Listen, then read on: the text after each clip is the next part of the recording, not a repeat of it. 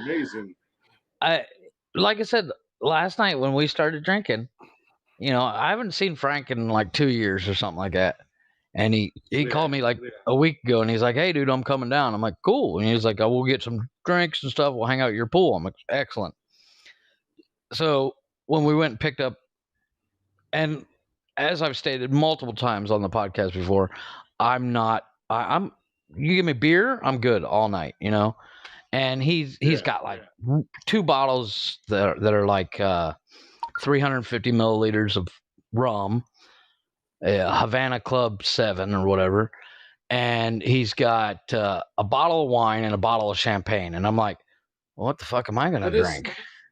That is such a rare combination. It's the weirdest combination of shit to drink. It's like, I just closed my eyes and grabbed a bunch of bottles.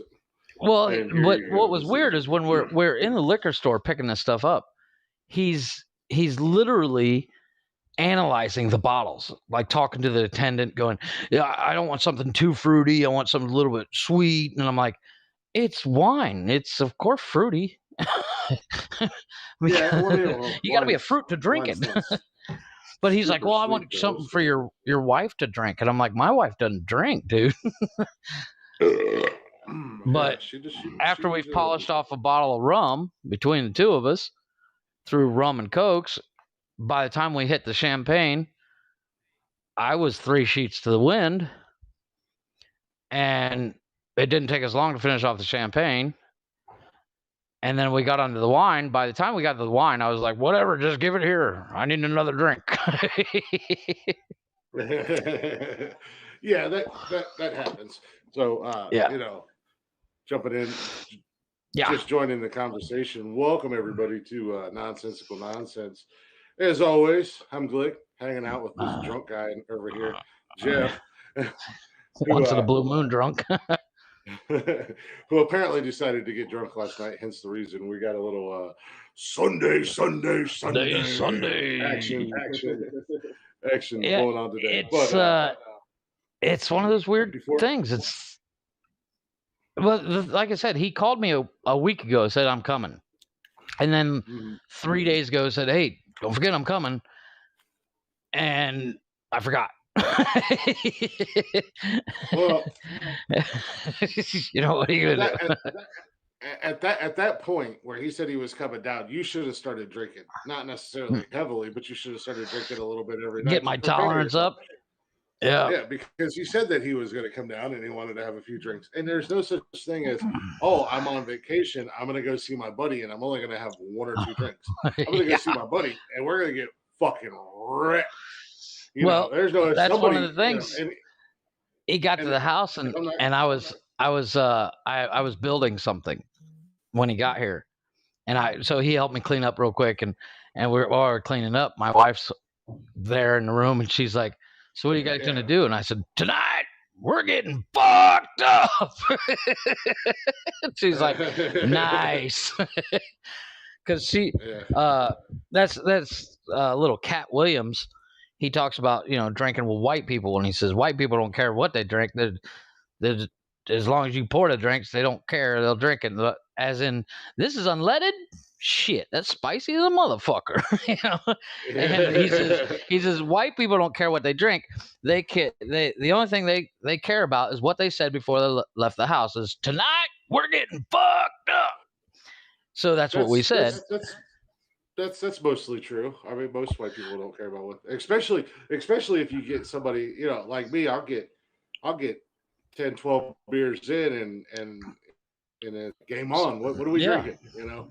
Well, like at that point, I don't care what it tastes like. Because the champagne he got, the champagne he got was actually pretty good. And I'm not a, I as stated many times before, you give me beer, I'm golden.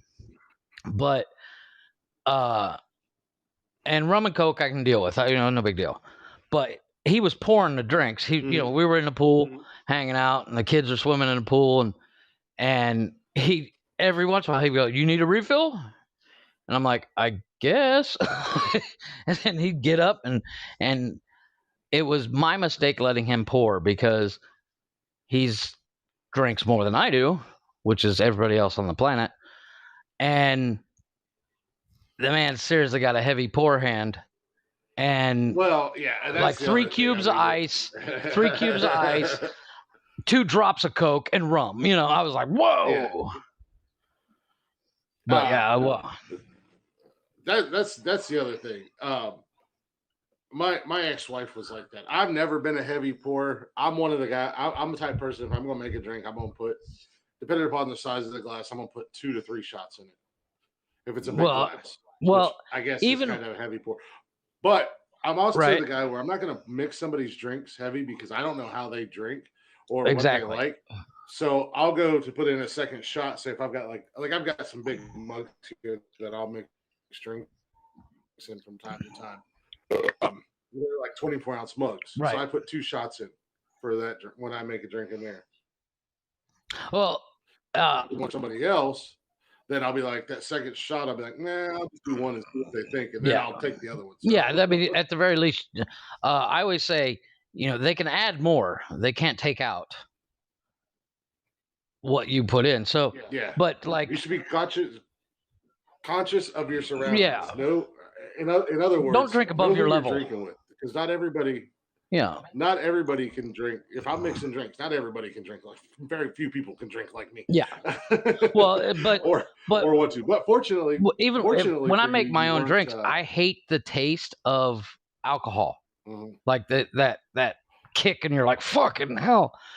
So I used to drink a lot of White Russians, where it's Kahlua milk and vodka, and I would go, a quarter glass of milk, half a glass of vodka, and like 3 or half a glass of Kahlua, and like a quarter shot of vodka. That way I can literally drink all night and just get a nice buzz going, but look like I'm fucked up. Like 4 drops of vodka. I mean, at that point, why are you're going to get sick because you've drank all that milk and Kahlua.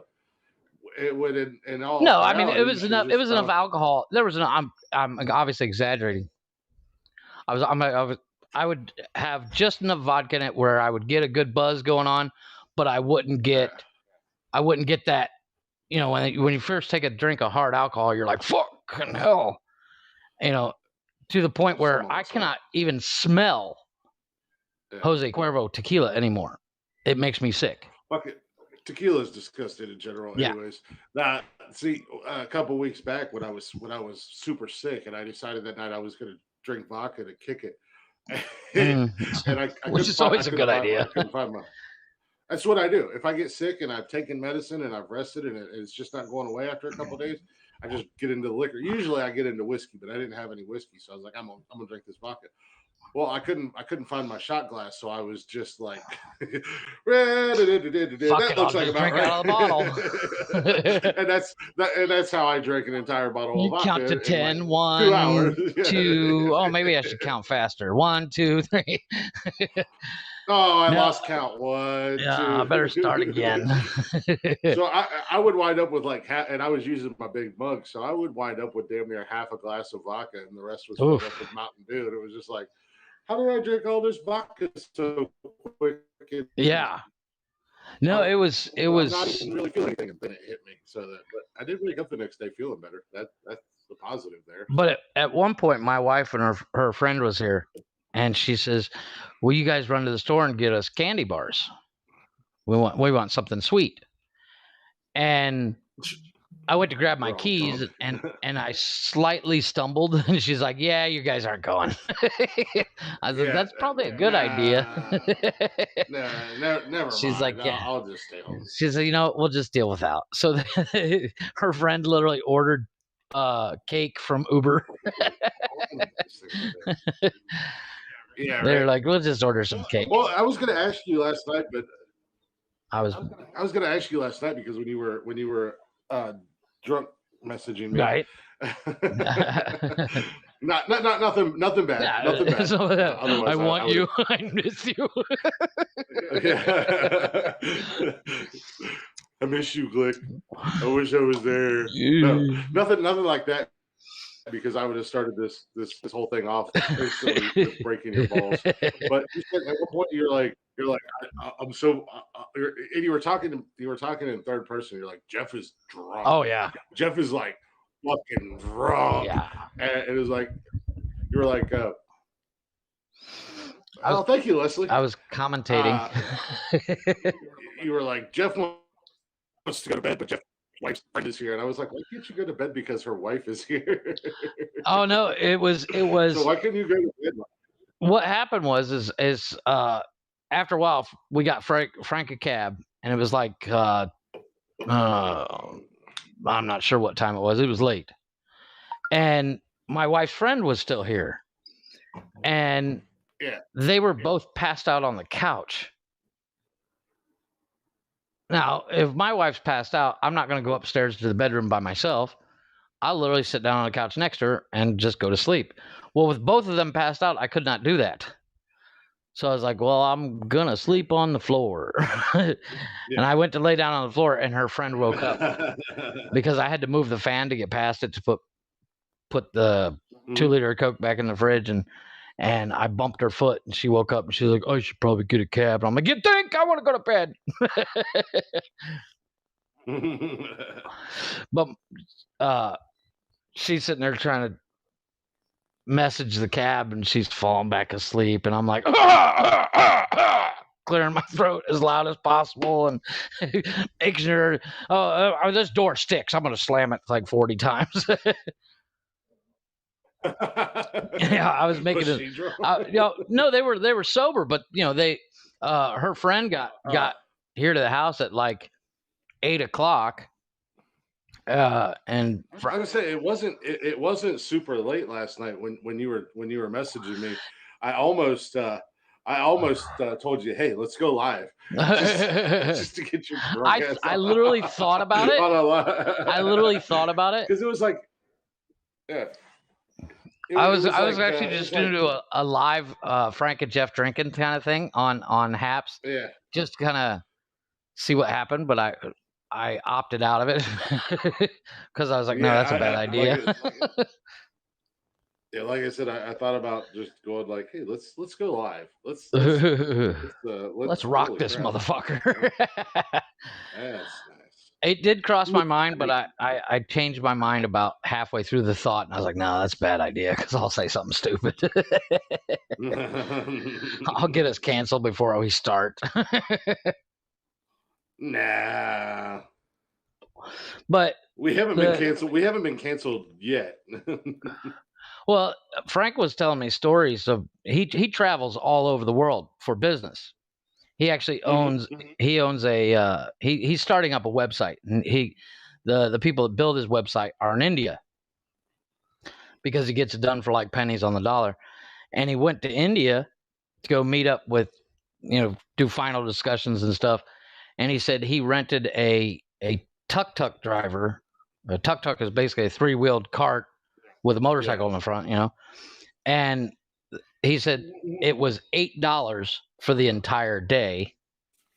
And the guy was getting mad at him because Frank was like, you want something to eat? You want a Gatorade or something? So Frank kept buying him lunch and breakfast and dinner and stuff. And this guy's going, no, it's way too much. And Frank's like, what are you talking about? I'm giving you $8 for the day. Come on, man. But the funniest story he told me, I don't know. Yeah, go ahead. I don't know if you're having issues on your end. You are glitching a little bit. It doesn't. But it's like super glitchy over here. I don't know what the hell's going on. I don't feel like we've got a delay or anything. No, I don't see a delay, but it's getting like it slows you down for a second and then comes back to normal every once in a while. Yeah, but it's like it's just glitching all day. I don't know what the hell is going on. Well, it is pissing rain down here. Okay. That might be the problem on my end. I know I try to. My internet seems fine, but it is raining. It's been raining since about noon. Damn. I think about 11:30 noon, something like that. It started raining heavily, and it's drizzling. It's not heavy right now, but it's obviously still raining. And I was a bit afraid of it messing up. I think I might have fixed it, but I got this hellacious echo on my end too. But I think I may have fixed it. But I gotta grab a pillow because my hemorrhoids are. This fucking sucks, man. I would have thought by now this some bitch would have went away. Facebook is caught up with HAPS, so that's a positive. That's good. Yeah. No, but the funniest story Frank told me yesterday is I told you literally right before the podcast started, but I definitely want to tell the story. Since he travels so much, he and his girlfriend traveled to Dominican Republic, and while in the Dominican Republic, they rented a car. Yeah. And they decided to drive to the capital, to go see the nice area, blah, blah, blah, blah. And on his way back, he's semi-tired, and he's driving, and it's night, and his girlfriend all of a sudden screams out, "Francis, watch out!" And he opens his eye real wide, and he doesn't see anything. And then all of a sudden, there's a truck in front of him that's literally held together with baling wire and twine and duct tape and chicken wire. And they go to pass it. It's got no taillights, no turn signals, nothing. But there's a guy sitting on the there's three guys in the truck driving, and the guy in the middle is holding a flashlight out the window so they can see. And I was like, "Oh my God, tell me you got picture video of that." He's like, "No." I was like, "Fuck, dude, come on." Oh man. That would have been viral in a heartbeat. Yeah, you got to get picture or video of that. That's one of those things. That's one of those missed things. Leslie's in the Facebook chat, and she said the glitch makes it look like an old kung fu movie. Nice.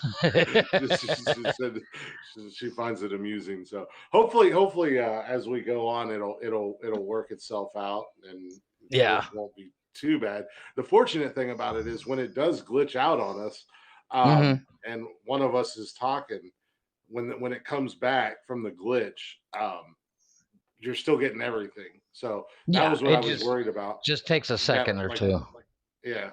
That's what I was worried about when we were doing that one time when we had all those really bad glitches, and we wound up on a delay for each other, which is something that I was afraid of to begin with you being down there and me being up here, was how bad the delay was going to be. And surprisingly, there's absolutely no delay. I remember back in the early 2000s, when you do video chat on like webcams and stuff, and there was always a delay. Always, you could live next door and get the delay. But the internet and video display like that has grown so much that it's very rare to get a delay. Yeah, it's still like that, like on terrestrial radio, like regular radio station. Right. If somebody calls in to do like a over the phone interview, there's still like a 3 or 4 second delay. So a lot of times you end up with a lot of dead air. But I mean, between us, it just because doing all the editing and stuff that I do, I know that there's no delay outside of that one episode. And I was listening to that and I was like, oh my God. Yeah. You were talking. Yeah, go ahead. You was talking about something and I was on to, like, you were on to a whole nother subject and I was still talking about the old subject. That's why I wound up like cutting out like 40 minutes of the damn podcast. And luckily that doesn't happen very often. I mean, it's a very rare thing. And thank God. But that was like one of those days. The traffic on HAPS was still in its very infancy, and the traffic was just the app itself could not keep up. But they've obviously fixed it since then. Well, I have no never mind. I have noticed a big difference in HAPS. Working better. even though it's still in beta. It's still in beta. They're constantly working on it. They're constantly updating it, and you don't even notice the updates, but they are happening real time. Yeah, usually with different things when you update it, it fucks the whole system up. So right, you can definitely see the improvements and whatnot as they go. What is going on? Why am I being blown up? Uh-oh. Oh no, it's on TikTok. Oh. A buddy of mine. I don't know. I don't do much on TikTok, and I'm actually kind of over TikTok right now because I caught that 3-month ban again. I got another 3-month ban on my lives for some bullshit, and then the whole issues with videos and stuff like that. I'm just kind of over it. But a buddy of mine, he's made a video that because shadow banning and this, that, and the other thing. He's like he's trying to. I don't know what he's trying to do. He's trying to expose them. Yeah, trying to jack up the algorithm. He's trying to get another video to go viral or something like that. Right. So I told him, I was like, when I'm done recording the podcast, I'll watch the video because it's one of those things where it's like watch the video all the way through and like it and share it. And yeah. And the other thing, and it manipulates the algorithm. Yeah, yeah. A couple of my videos lately have been muted. That girl saying she doesn't like white people, that got muted, and I'm like, why? Really? Yeah, it got muted. And then the music video I posted that's like 2 minutes long. Oh no, it's 3 minutes long. It got muted because copyright. Why the hell did you post a 3-minute long video? Because I could, and that song is literally called Snowflakes.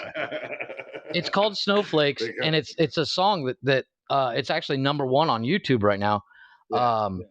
It shows the hypocrisy of modern day internet, but here's the thing. Here's the thing with TikTok. When they initially started, you could do 15-second uploads, right? And then they went to 60 or something like that, or 30 or some shit like that. And now they're at 3 minutes. The problem with TikTok, it's not an app meant for 1 minute or 3-minute videos. It is a quick in and out, much like Vine was.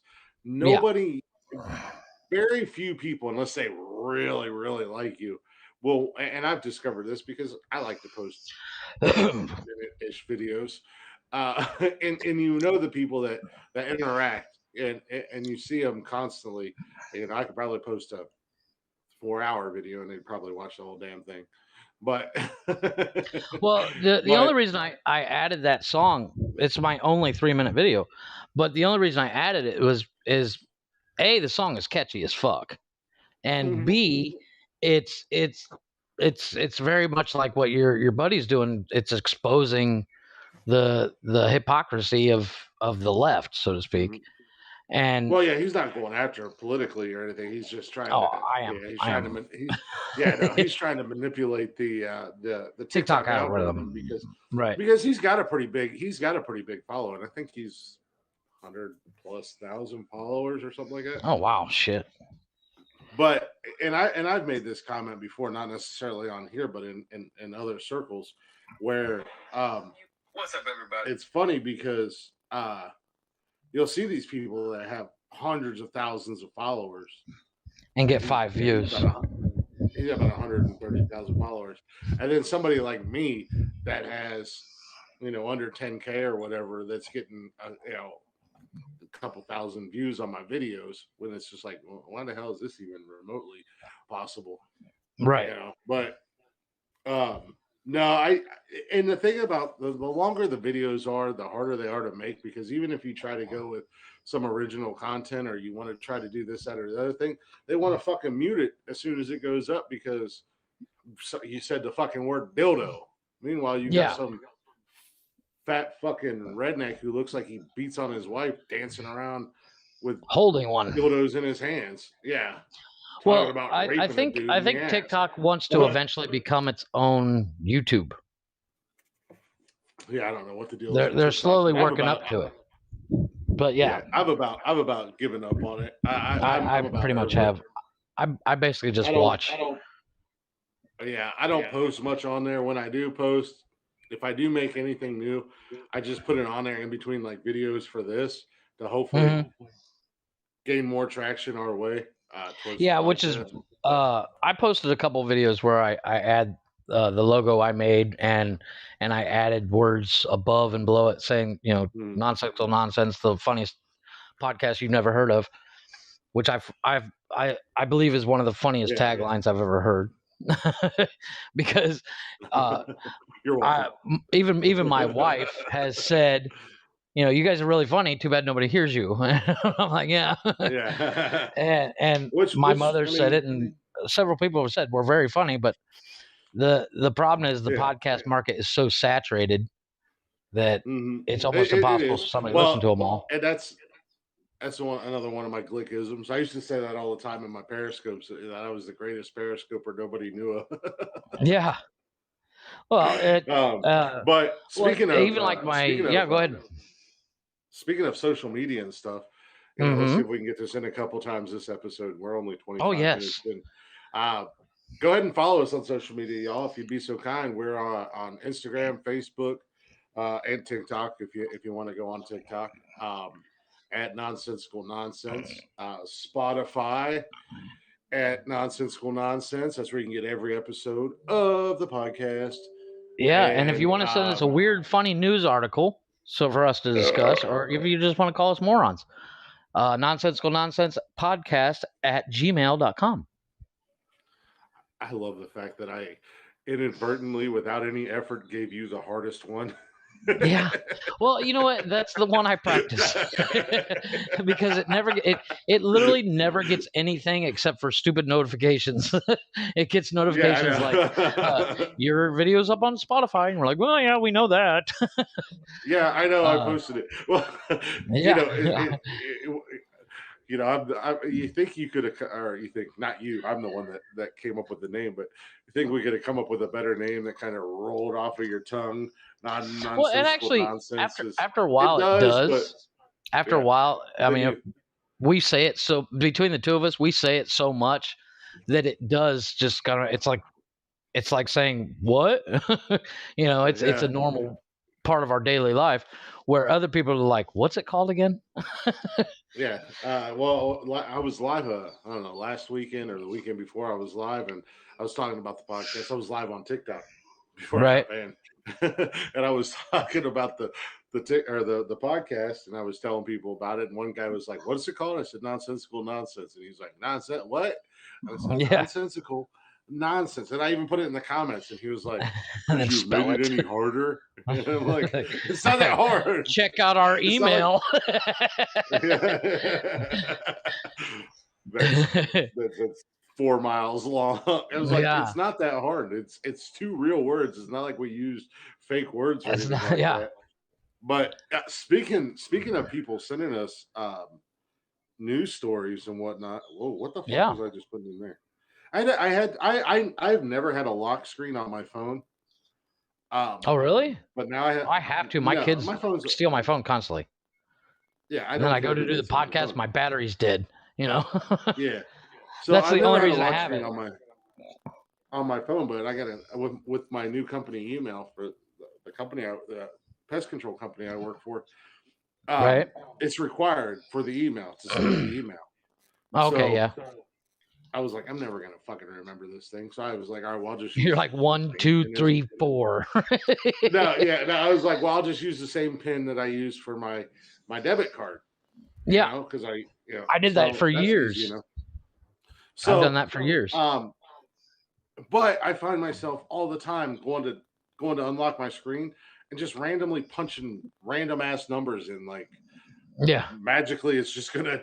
It's a new number. I know it here somewhere. Well, it's like for the longest time, I used to use my social security number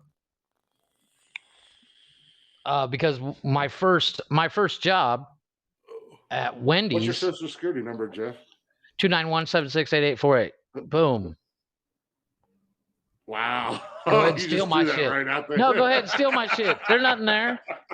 There ain't none there. You ain't gonna get a hold of my accounts. I deal in cash, motherfucker. Please. It's not even your accounts. It's like identity. You're gonna have go ahead. 47 credit cards open. You're gonna have 47 credit cards in your name tomorrow. That's all right. I'm in Mexico. What they gonna do to me? That's awesome. No, but I mean, my first real job that wasn't, like my first job, I actually worked for my uncle at the company my grandfather started. So there was no login and stuff. It was, since it's family, it was honor system kind of whatever. But it was basically we didn't get to the shop sometimes until 5 o'clock at night. We'd literally leave the house and go straight to a job because it was plumbing and heating repair. And my first real job, you would have to sign in through the computer at Wendy's, and they're like, "Oh, they said, okay, we're going to give you a 4-digit PIN, and it'll be your Social Security, last 4 digits Social Security number." And I was like, "Oh, okay, what is it again?" Yeah. Well, and that's how it was when I worked at Washington's when I was driving truck and delivering auto parts. It was just the last 4 digits of my social that go to the time clock, hit them in, and then clock in. But squirrel. Speaking of squirrel, we were talking about the email account, and people could email us if they had stories or whatever, or they could just email us. Speaking of people sending us stories, the one and only Summer, who has actually contributed probably more than you have to this podcast. She's not even on it. And I told her that, and she's like, "Yeah, well, somebody's got to do it." I'm just here for comic relief, folks. So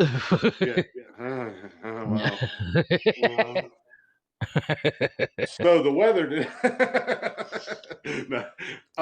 she actually sent me a story the other day, and then you did send me the same story 2 days later, which is hilarious. Well, like I said, I post stuff. I scroll through my Facebook feed, and my aunt posted that story, and I was like, "Wow, that's fucked up. I gotta send this to Chris." And I actually read most of the story first. Yeah. So Summer was I think she was scrolling on Facebook or something, and she started laughing about it, and then she started telling me, and I was like, "Just send it to me. I'll use it on the podcast." Yeah. And she's like, "Well, you better give me credit." And I was like, maybe if you'd actually listen, you would know that every story you've ever sent me, I have given you full credit for. Oh, yes. Right, this came from Summer. I would have seen it, but still, it came from Summer. Yeah. It says the headline is "Lobster Diver Injured While Caught in Whale's Mouth." First of all, I thought lobsters were caught in cages. I did too. That people died for them. So I always assumed they would go out in a rowboat and pull up a string that's floating on a buoy.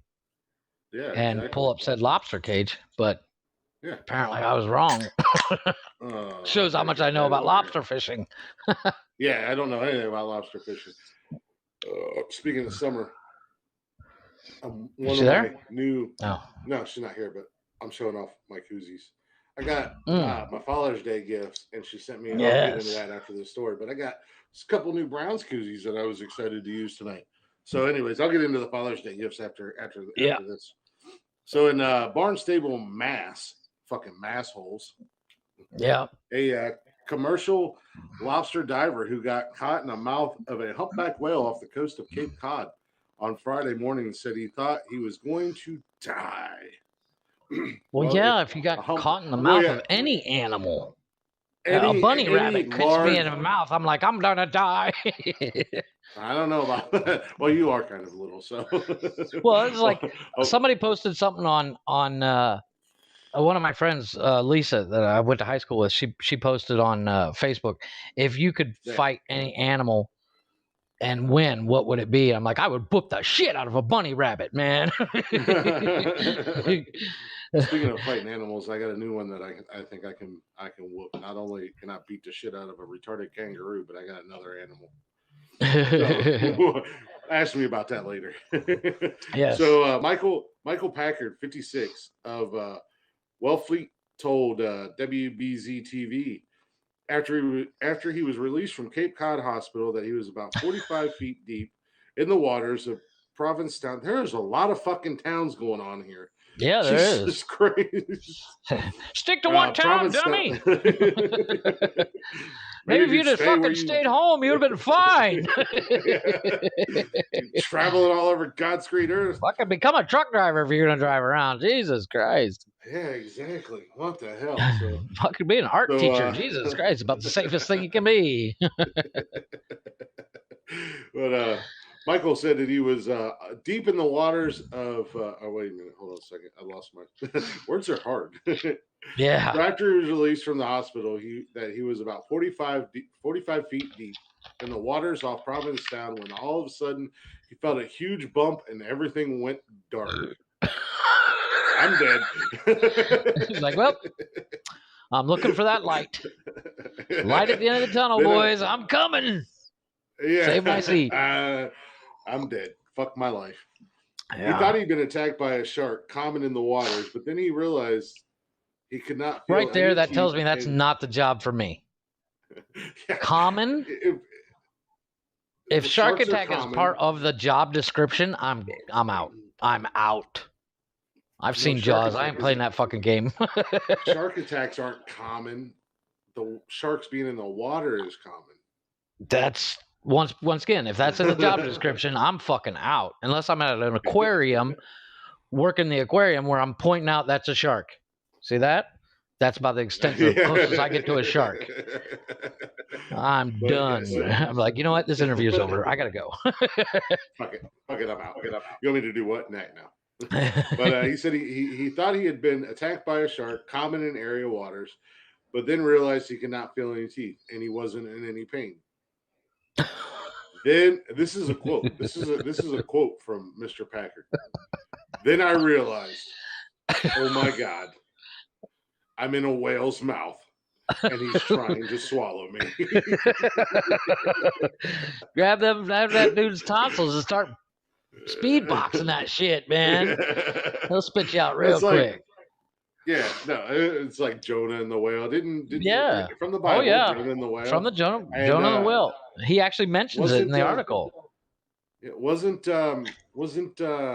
Pinocchio swallowed by a whale? Yeah, Pinocchio was swallowed by a whale, and you know, they used to do cartoons of like a cartoon character being swallowed by a whale, and that's how the cartoon character get out. They'd beatbox the fucking tonsils and be like, "Get me the fuck out of here!" Speed bag that shit. Yeah. He said so, and I thought to myself, okay, this is it. I'm finally gonna die. His thoughts went to his wife and children. Finally? Yes. Like he's tried and failed 3 times. And I finally successfully done it, motherfuckers. They say it couldn't be done. For this day. Yeah, I have been waiting for this day for so long, and it finally happened. I thought of my wife and said, thank God that bitch is finally going to stop driving me up a wall. She can't complain about my fault. And I'm done dealing with them fucking kids. I guess I don't have to make my truck payment on Monday. Yeah, right. So all of a sudden, a note floats up from the stomach, says, "We've been trying to reach you about your extended warranty of car insurance." Son of a bitch. A guy in a scuba gear. But, it says that he estimates that he was in the whale's mouth for about 30 seconds, but continued to breathe because he still had his breathing apparatus in. The whale surfaced, shook its head, and spit him out. He was rescued by his crewmate in a surface boat. His sister, Cynthia, Cynthia originally told Cape Cod Times that her brother broke a leg, but he said later that his legs are just bruised. Charles Stormy Mayo, a senior scientist and whale expert for the Center of Coastal Studies in Provincetown. I feel like you can only say that like proper. I don't know if I even said it proper, but still. told the newspaper that such human whale encounters are rare. Humpbacks are not aggressive, and Mayo,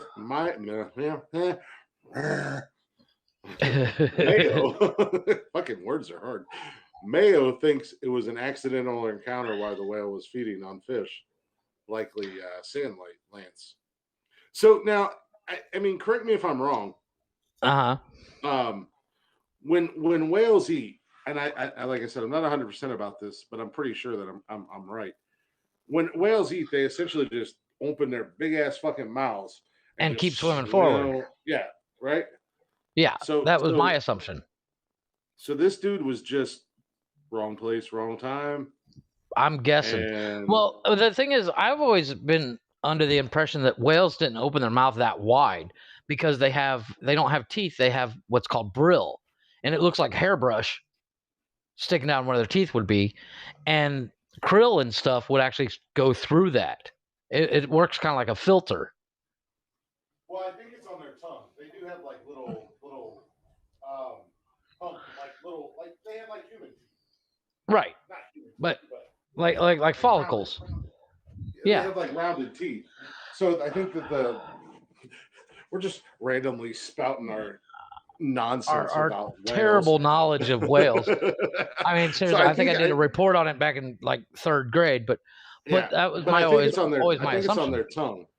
So when they don't have to open their mouth that big. They're fucking ginormous. They're like, no, they're like, it's like, I mean, that's like getting hit by a city bus. It's not. Yeah, they're like 475 feet long, and they're like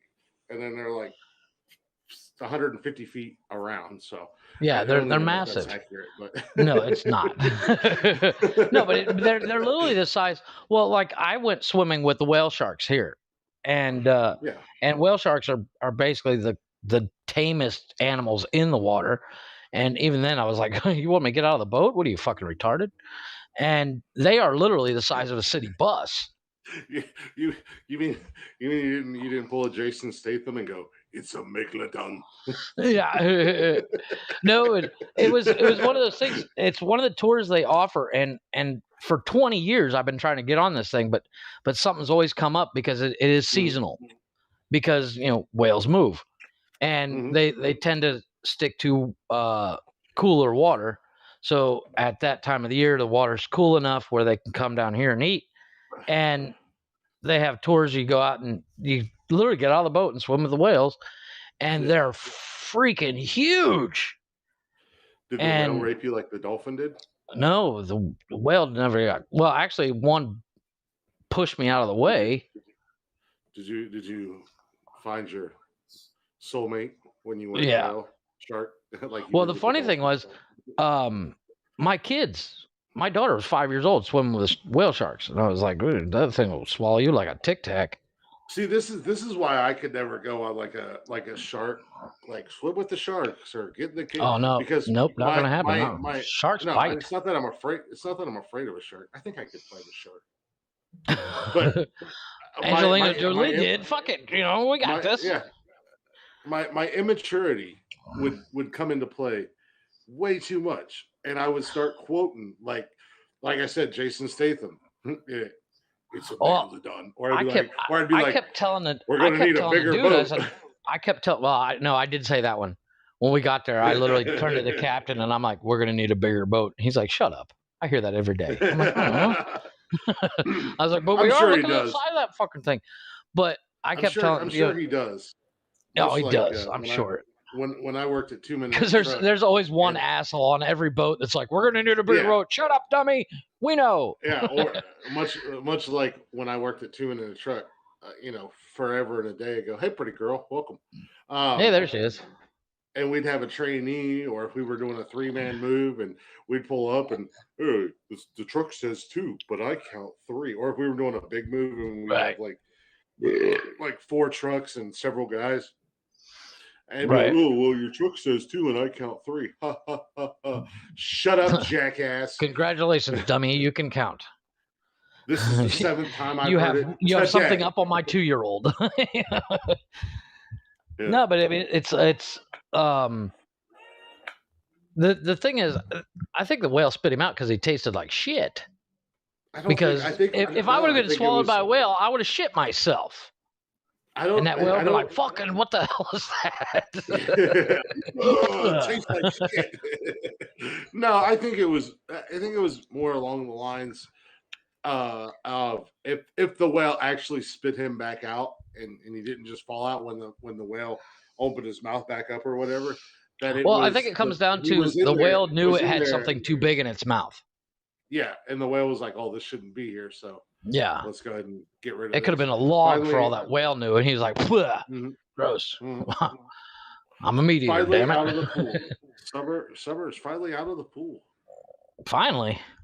Yeah. I was drowning in the pool last night, drinking so much. That's because you went into the deep end, and you know you can't. No, that's the one thing I asked when we bought the house. I was like, "How's deep's the pool?" And the guy was like, "You'll be fine." Don't worry, little fella. We have a kids pool. You can be in that. You'll be just fine. but you know, when you first see a pool, you're like, you can't really tell how deep, and they don't have it marked. And I'm like, "So how deep is it?" And he's like, "You'll be fine." I'm like, "That's not what I meant." But okay, good to know. as the Mexican real estate agent is looking down at you, which most Mexicans don't get to look down at anybody because I'm usually pretty eye level with everybody. Summer said 4 feet. It still drowns. Such a shame. It's actually was it? I think it's exactly like 4'9" depth. Yeah, because it's in meters. You're in the kiddie pool splashing around, yelling at your wife, "Look, I'm swimming, honey!" And she's like, "Yes, you're so cute." Yeah, whatever. God, I wish I drank. Fucking, I didn't know I was gonna marry a guy from the Munchkin Guild. The Lollipop Guild. Yeah, dear. Oh, you look amazing. Yeah. That's wonderful, fantastic. Babe. Yay. Shut up. It's not funny. No, but I mean, it's last night, like I said, after about 10, 15 drinks into it, I'm like, maybe we should get out of the pool because yeah, there's certain things that you shouldn't do when you're drinking. Yeah, you shouldn't drive driving. Car, number one, operate anything that is motorized. Yeah, and swim. Shoot guns. You shouldn't shoot guns. Definitely not. You shouldn't make life decisions. You shouldn't start a podcast because you're drunk and be like, this would be a great idea. Well, one of us might have been drunk when we made that decision, but you were sober. I was sober. That's why we're friends, because I come up with the best ideas. And I'm like, yeah, that sounds amazing. Let's do it. So, how many of you had? Summer said our boys are taller than you. I wouldn't be surprised. The girls are definitely taller than you. I'm 5'3". She also said I make the majority of my life decisions drunk. Yeah, I make my best decisions. Explains why she's dating Chris. She's like, "What are you gonna do?" He bought me beer. Yeah. I like her. She bought me alcohol. No, yeah. I make my best life decisions when I'm drunk. I'm an exception. I'm a rare exception. Yeah, you, for example, you were one of my better decisions. One of my best decisions. Go. So stop it. Yeah, I literally, if that would have been in the job description, that it's you know, there's whales in the water and there's sharks, and I'm like, yeah, I'm done. You know what? Yeah, but I mean, that's a given.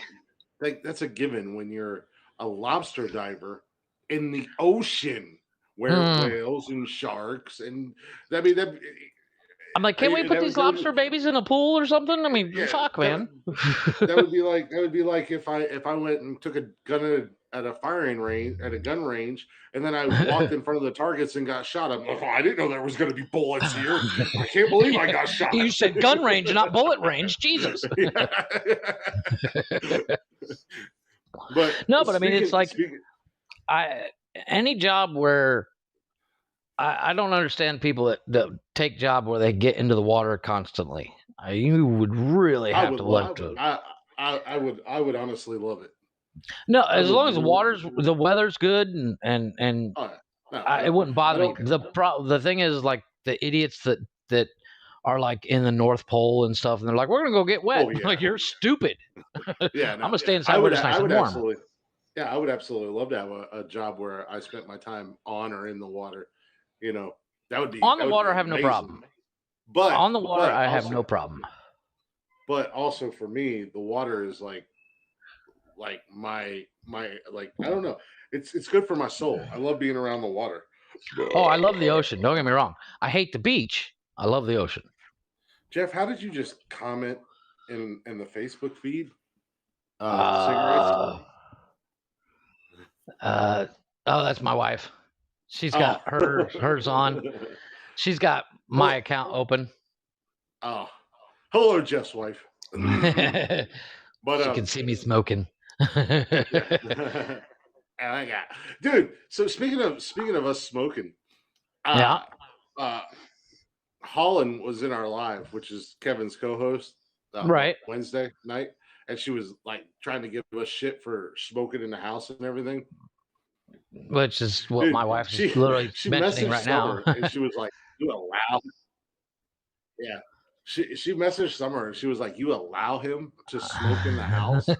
And Summer was like, "Well, first of all, he lives in Ohio and I live in Tennessee, and that's his house. So, whatever he wants to do." my wife yelled at me for smoking in the house during the podcast, and then I got off and she said, "You know what? I get it. At least you have the door open and the fan running to blow the smoke out." She just would prefer I don't, but she's not overly angry at it. Yeah, that makes sense.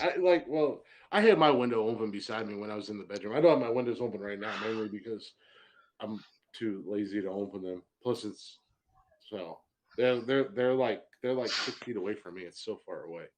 I'm literally less than 2 feet. Yeah, from the window. When I'm in my bedroom, I'm literally standing right beside the window. So, and that was one of those things that just blew my mind. It's like, what do you mean allow me? Allow me? Like Summer and I don't have that relationship where it's like, oh, you're not allowed. You're not allowed. What? We're both grown. It's not that I'm not allowed. It's my wife doesn't like it, and because my wife is not a smoker at all. Mm-hmm. She gets that it's an addiction that I can't really hack. Yeah. Your wife's boring. She doesn't smoke. She doesn't drink. No, and she's gonna reach through the phone. Down the road. We're gonna find out down the road that she likes to smoke meth and throat punch. Like, so do I. Tuesdays and Thursdays. That's what we do here. We smoke meth and throat punch hookers. You should come up and visit.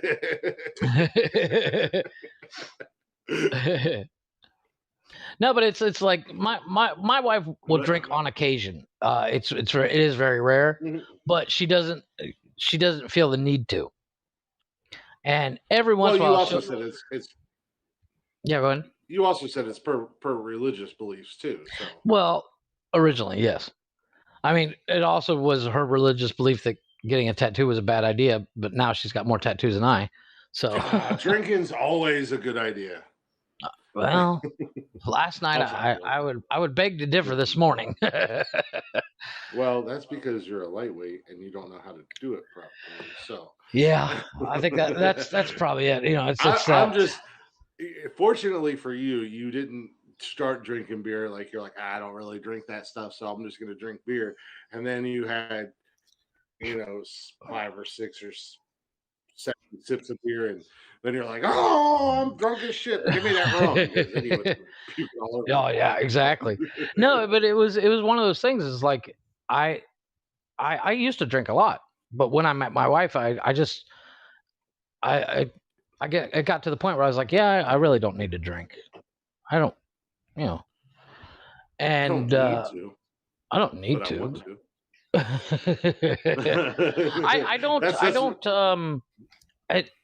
don't feel the need either. Yeah.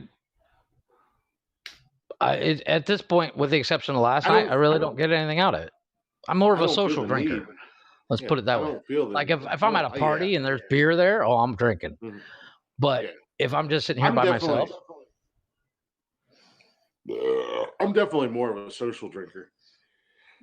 Right. Even though I drink alone all the time, but usually when I drink, just to keep my tolerance up, don't worry about it. No, but usually when I'm drinking, I'm live or I'm doing. Yeah, it's not like you're just sitting there watching TV, cracking beer after beer. Yeah, like last night, I was like, I was like, I'm gonna go make dinner and I'm gonna have me a couple beers while I cook, get ready for the podcast, and then a half hour before we're supposed to go live, I got your message, and I'm like, this motherfucker. They're like, we're supposed to go live in a half hour, and now he's like, well, I sent you a message like 4 o'clock. It was like 4, but the only reason I sent you it so late is because I was away from the house and I had left my phone here on charge. The original plan was to be back here on time to do the podcast. And that on time came back to let's drink at your house. And I went, oh, okay. When we get home, I got to send a message. I don't know when you sent it, but when I got the notification, it was like a half hour before. And I was like, oh, fuck. Well, I guess fuck my life. I guess we're not doing it tonight. It was like, wah, wah, wah. No. So I was like, well, I'd had a couple beers with dinner. I made steak and like my kids aren't here, so I had steak and baked potatoes. Yeah, like, well, when they are here, I give them crap food, but when they're not, I eat good. There she is, she's laughing at us. Who? She switched back over. My wife, Tanya Ross. She just switched back over to her account, realizing that she was on my account when she sent that. She's like, no, so I was like, I had steak, corn on the cob, some baked potato, and I was like, you gotta. Yeah, like I said, when your kids aren't there, you eat good. When your kids are there, like make spaghetti, little fuckers. Okay, well that was. What's up, Tom? How you doing, Tommy? There he is. Welcome to my podcast, Tom's not Mexican, but when I met Tommy, I love Tom. Tommy and his wife are two of my favorite people. I met him on Periscope. Right. And his profile picture was he's a Washington Redskins fan. No, well, the Washington football team because they're racist. His profile picture was a luchador Washington Redskins mask. So I just always do that when I see him. You instantly identify.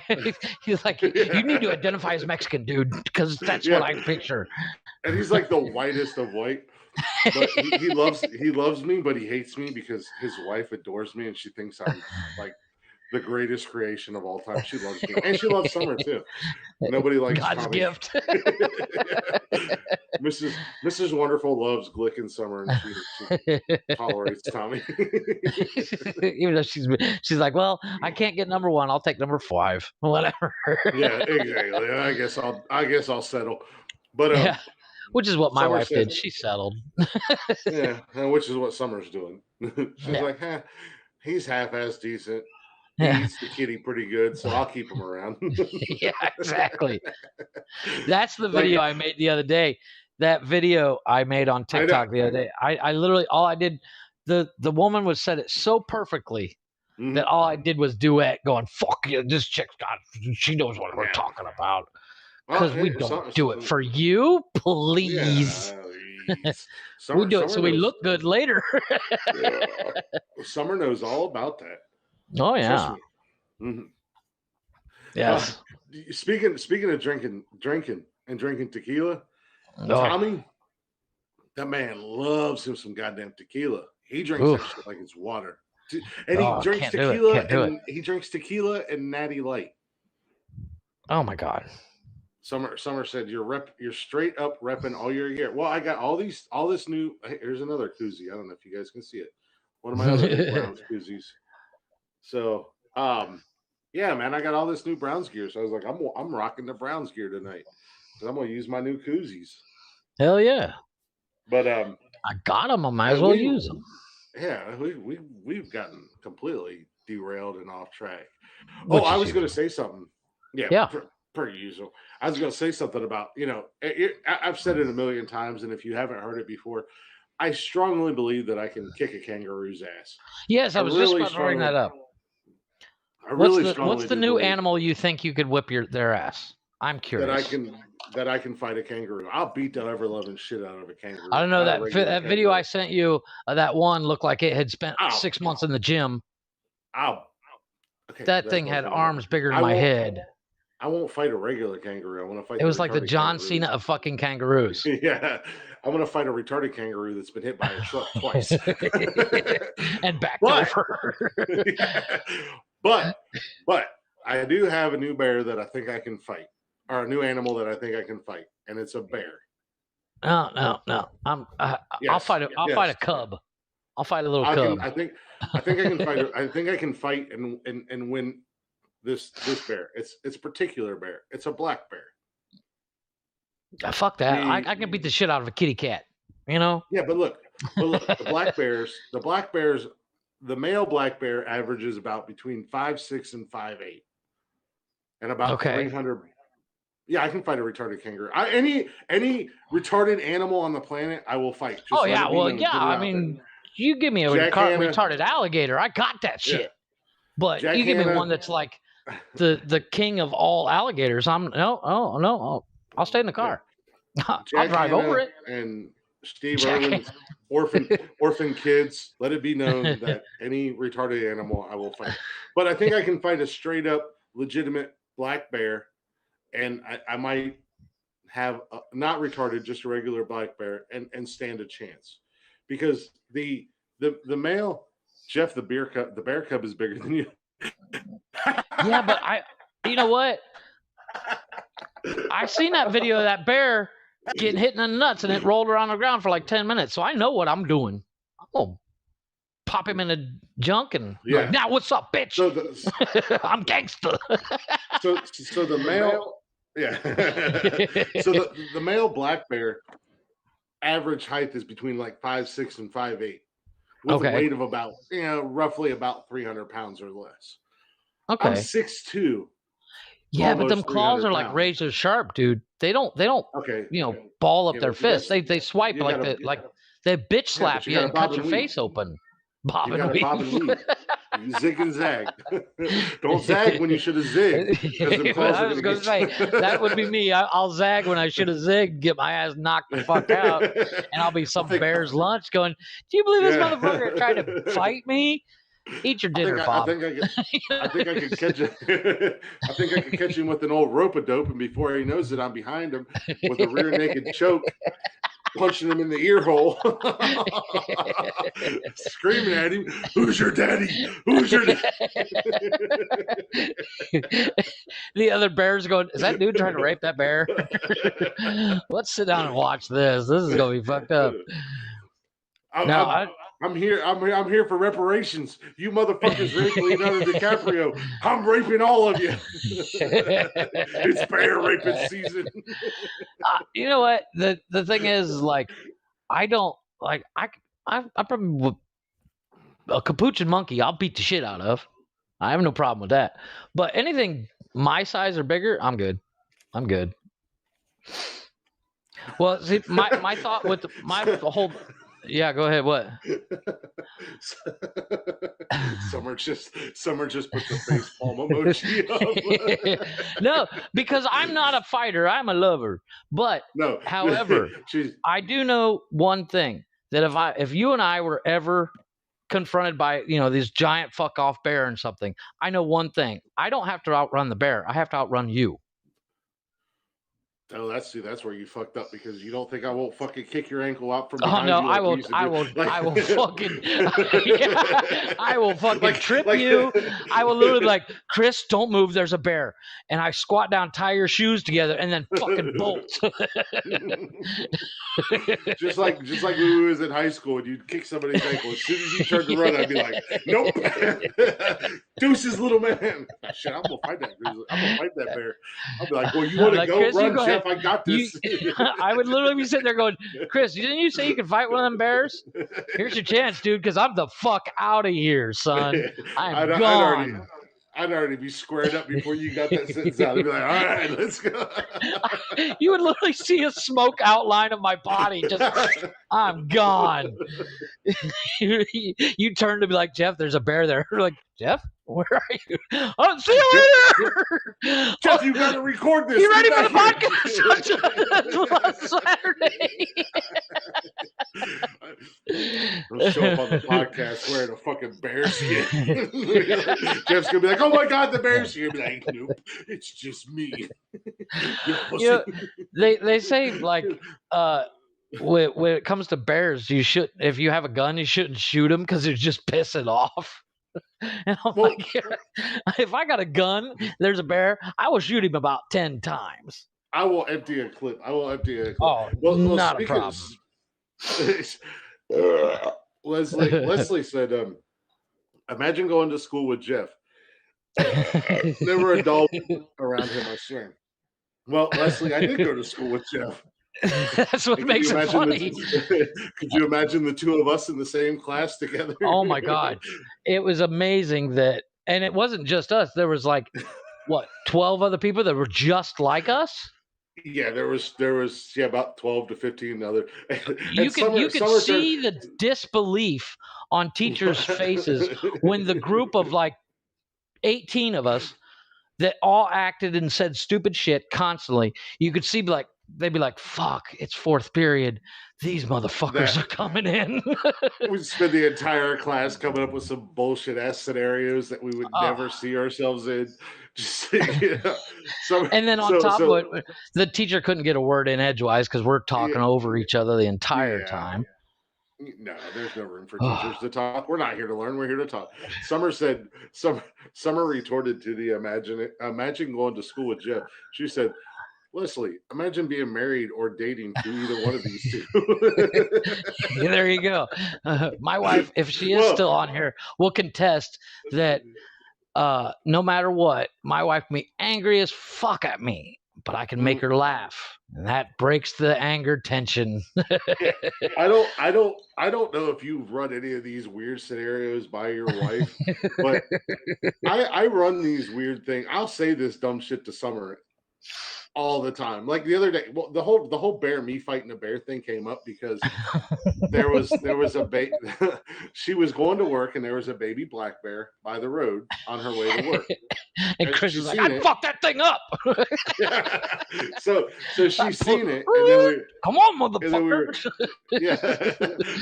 So then we were talking about it and I was like, so I looked it up and I was like, oh, those aren't very big bears. I knew they weren't very big because one of the last times I went to the zoo, they had like this chart that showed all the different bears and the sizes. And I was at the zoo and I was like, I could fight that bear. I could fight that bear. I could kick that bear's ass.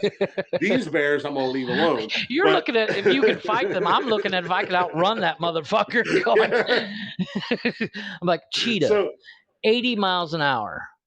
Well, if I zig and zag, you can't zig and zag. Cover, I'll wait till he gets really close and duck. As he's leaping, I'd be like, fuck you. You try to duck and you got a cheetah paw up your ass. Yeah, no shit. Thank God I don't live in Africa or some country where there's fucking cheetahs because I'm like, I'm a dead man. It's over. Yeah, I'm dead. They enjoy the white meat. But so we were talking on the phone later that night, and I was like, yeah, black bears don't get that big. And then I looked it up, and I was like, oh, I could totally fight a black bear. And she was like, no, you can't. And I was like, yeah, I can. Go get that bear. I saw she posted something about a bear, but she posted it. But anybody else see the bear? And I thought about putting a message. Nope, didn't see it. Sorry. Just to be a smartass. But once again, I my screen refreshed and I couldn't find it right away. And by the time I would have looked to found it, I would have forgotten. You should have done that, or you should have been like, yeah, I totally seen that bear. It was crazy. I can't believe there was a bear there. Motherfucker got loose again. but speaking speaking of fighting bears, there was that video that went viral, last week? Of that teenage girl that, like, Superman punched a bear off of her balcony and was trying to I saw that. attack their little... It was on her. She was... It was like it could have been a very big bear because it was like a cub, but it's walking on... She's got a block wall. It's like a concrete block wall, and this wall is maybe 5 feet off the ground at its height, because the bear was literally reaching down and barely extending its arm to swat at this dog that was barking at it, and this woman runs up, just kind of pushes it off the wall, and I'm like, sorry, Fido, you're fucked. Yeah, no, she straight up Superman punched that fucking bear right off the wall, and I was like, well, if that little teenage 95-pound chick could take a bear, I could definitely take a bear. Yeah. I'm built like a bear. Shit, more than likely the bears would take me in as one of their own. They're like, you're one of us. What are you doing, bro? Hey, you want some honey? I'm not a big fan of honey, but can we go get some picnic baskets? Amen to that. Hey, boo-boo, we got some picnic baskets. I don't know, Yogi. I used to love that show, man. Oh, speaking of childhood shows, you know what my ass did today? I'll be 40 in October. Okay. I get up 8:30 on a Sunday morning. Come out here, I get up fun. Summer and I were talking this morning on our way into work. Come out here, sit down, turn on the TV. I go to my cable just to see what's on cable. Right. Saved by the Bell is on.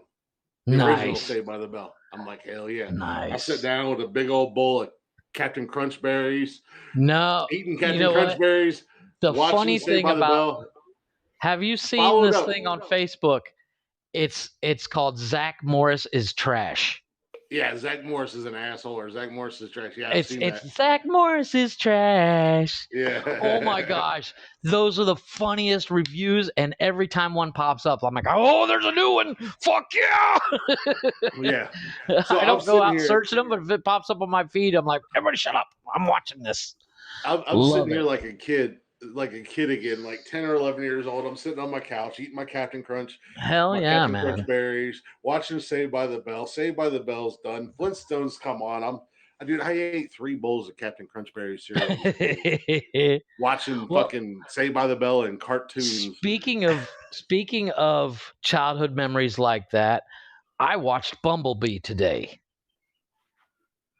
Because it came out on Netflix. Because that's a new movie. Well, I used to watch Transformers cartoon when I was a kid because it was about cars, and so, and I've been waiting for like a month. They announced it a month ago that Bumblebee was going to be coming on to Netflix, and I was like, oh, I want to see that. I've been wanting to see that one. The last one I saw was the one with Mark Wahlberg in it. And I haven't seen that one yet. It's not great, although the daughters of Mark Wahlberg's boyfriend drives a badass little Chevy, what is it, the Sonic or whatever, or not Sonic. He drives. Daughter. No, Mark Wahlberg. Oh no, she's cute, but they obviously picked that good girl because she was good looking. But hey Jeff, it wasn't. Yeah. Nice. Now that's sexy. But the Bumblebee movie, they actually were able to tie it into the Shia LaBeouf versions. No, the Bumblebee movie was pretty good. I like that they brought it back to the old Volkswagen Beetle. Yes. The Transformers movies, they did a good job. I enjoyed them. I loved watching Transformers as a kid. And I had all the Transformers when I was a kid. Oh, yeah. When I was a kid, my Transformers were metal. Yeah, exactly. Not the plastic crap. I remember my Optimus Prime I remember my Optimus Prime that I had with trailer was like 3 foot long. Oh, yeah. That thing was huge. That was something else they did. They'd put the original Optimus Prime and trailer. When you see Bumblebee switch to a Camaro, spoiler alert, he switches to a Camaro at the very end. And she's like, you could have been a Camaro this whole time. I was like, yeah, that is kind of a dick move. That's kind of a dick move on his part. And then... Way to be a dick, Bumblebee. But he's like this 86 Camaro, which is what he was in the Shia LaBeouf one. But he's in the Shia LaBeouf one. It takes place in like 05 or something, so he's all fucked up. But as he's driving down the Golden Gate Bridge, he pulls up next to a flat nose semi with the trailer, paint matched and everything. I was like, now that's Optimus Prime, not that fucking awesome Kenworth. Yeah. I mean, don't get me wrong, that Kenworth was cool as shit, but it's not Optimus Prime. Optimus Prime is a weird front, flat nose, weird truck. But it was decent. It wasn't. It was a little bit, but it was decent. I liked how they. It was. I mean, it was pretty good. I liked what they did. It was. Yeah, it wasn't. I mean, I wasn't gonna go shout it from the rooftops, going, "Everybody watch Bumblebee! It's amazing!" But it was decent. It was entertaining, and the whole time you see John Cena on there, you're like, "Wow, this guy really plays an asshole really good." Yeah, he plays such a good asshole. I mean, which is probably not far off from his personality, apparently. Yeah, which I mean, I guess is kind of his character in that new Fast and the Furious movie. Yeah, I did see it. I watched it. Of course you did. I had to. It was dog shit, basically. Well, they barely spent any time in the fucking cars. I mean, that's the whole point of a Fast and Furious movie, is they're in cars. But it was like, at one point, they're in a Fiero with a jet engine strapped on it in space. And I was like, all right, calm down. I was like, all right, you have jumped the shark, folks. Oh, it was so bad. They jumped the shark a long time ago. Yeah. After about the third one. When they stopped worrying about street racing, I was like, yep, I'm done. I like Tokyo Drift better than the rest of them, because better than 4, 5, 6, 7, and 40, because it's about, they're literally on the street racing. And the first one was, as bad as the inaccuracies of the first one, that's what it was about. You really need to get past that. No, can't do it. It's a movie. I know, but you've got to get past the. That's like if you become that guy, you're that guy. You're that. I know. I realize that I'm that guy. However, if there was a movie out there where a pest control guy just grabs a bug bomb and throws it in a house, goes, there you go, that'll be $400. You're gonna fucking tear that movie up. Have you never seen Arachnophobia? He had the sprayer on his back, though. John Goodman. That movie's awesome. I love that movie. Have you never seen Starship Troopers? I love Starship Troopers. Okay, it's bugs. Love it. Have you never seen Tremors? I love Tremors. It's bugs. I like the second Tremors better than I do the first one, oddly enough. I'm sure there's other. Have you ever seen the movie The Fly? Actually, no. Really? But it's on my list. It is on my list. Dude, that movie came out in like the 80s. Oh, I know. Jeff Goldblum. I know. It's on my list. He's the only reason I ever watched the original Jurassic Park movie. Well, actually, speaking of Jeff Goldblum, my son discovered the trailer for Independence Day. Will Smith's first movie. He was flicking through YouTube and he's like, Dad, we need to see this movie. And I was like, boy, I saw that in the theater. And my wife chimes in, so did I. And so I grabbed it out of the DVDs and says, here, sit down, son. We're going to watch something good. And then the world you live in makes my head hurt. I'm just saying. Well, seriously, that's the weird thing about having kids is like when I first showed my kid Jaws, he wasn't scared. And I was like, what, are you serious? This movie used to scare the shit out of me when I was a kid. Well, that's because you're a bitch. Apparently. But my son was like, it's a shark. It looks fake. I'm like, I didn't in 1980. Yeah, it didn't when it went. Yeah. No, that's the thing. Like, Jaws never scared me. Really? I'm trying to think of a movie that actually did scare me, but I'm a horror guy, so I love. Yeah. Well, I remember when I was like 4 or 5 seeing the Wizard of Oz. And the flying monkeys used to scare the shit out of me. Sound, Jeff, I can't hear you. What are you doing? There we go. We're back in business. Go away, small child. We're no, but it was like the flying monkeys used to scare the shit out of me from the Wizard of Oz. Such a pussy. I was 4. Pussy. Chris at 4 years old. I'll fuck that monkey up. I'll whoop that monkey's ass. Come fly over this way, bitch. Well, at 4 years old, I was also 6 feet tall. So yeah, exactly. I wish a monkey would try. I wish a flying monkey would try me. I swear to God. I swear to God. No, but it's certain movies like that. Certain scenes from certain movies used to give me nightmares when I was a kid. Parker came out and stole your phone. Why do you steal your phone? Speaking of certain movies and giving you nightmares, nightmare-inducing activities. If you're not already, feel free to follow us on Instagram, Facebook, and Twitter. And if you want to, on TikTok at Nonsensical Nonsense. And on Spotify, where you can get every single episode of this dumpster fire. And if you want to send us something or go ahead and complain about us, Nonsensical Nonsense Podcast at gmail.com. What he said. Yeah. I don't know why is that so hard to say, but it's just a lot. It's not that it's hard to say. It's just a lot. And speaking of fucking shit. Okay. We were talking about a podcast and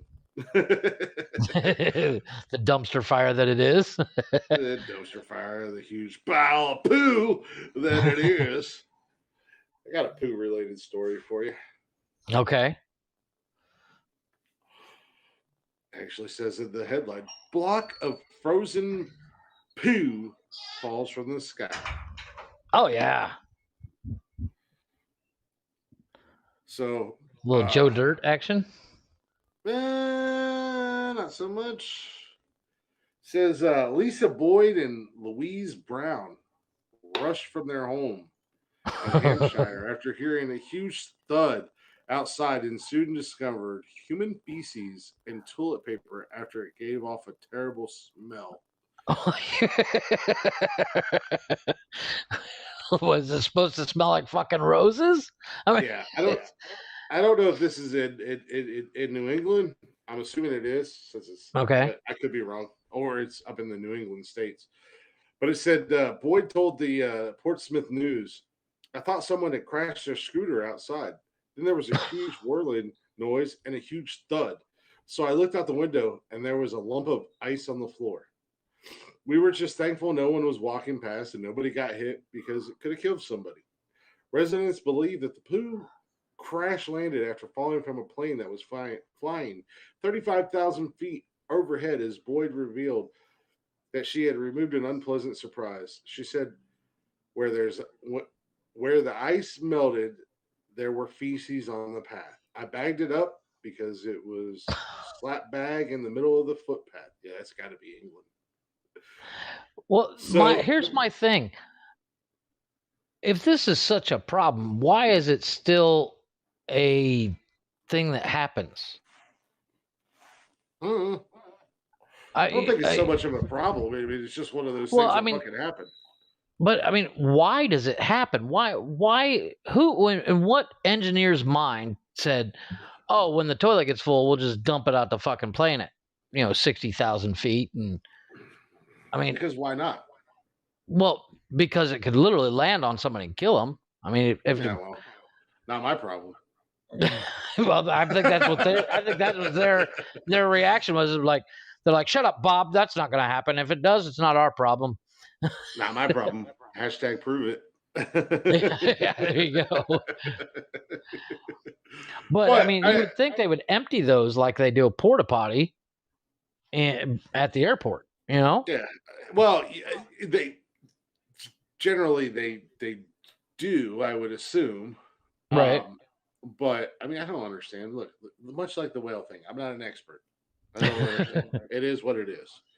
But could you imagine just like sitting around at your house, you're watching a movie, drinking a cup of coffee first thing in the morning? Yeah, you're having your afternoon tea and crumpets with your best mate, and then all of a sudden a huge fucking turd just comes crashing through the window. Lord. Look at that. Talk about Bob, the mail's here. I think it's for you. No, I mean that's fucked up. Yeah, no kidding, right? Summer asked in the chat. She said, "How is Jeff going to deal with you with not going live with you for a week?" Well, when we go on vacation, when we go on vacation, I'll still be able to go live Wednesday night because we're not leaving until Thursday morning, and then we'll miss Saturday's show. We won't do a live Saturday, and then the following week we'll have to do it Thursday night. Yeah, shouldn't be a problem. Oh, I assume something like that would come up. That's not a big deal. So only one episode. It's not like we have millions of followers that are going to miss out. Yeah. I mean, out of the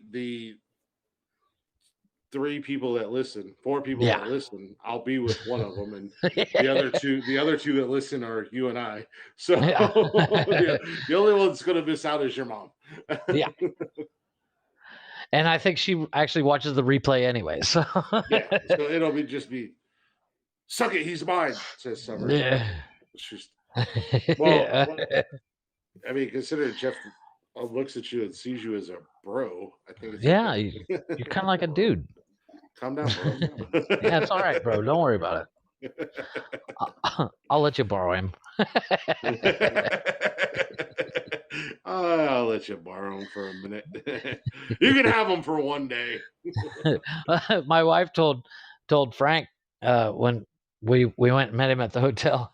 She's like, "So, am I renting him out by the hour or by the day?" Oh, Stevie's here. Nice. Uh-oh.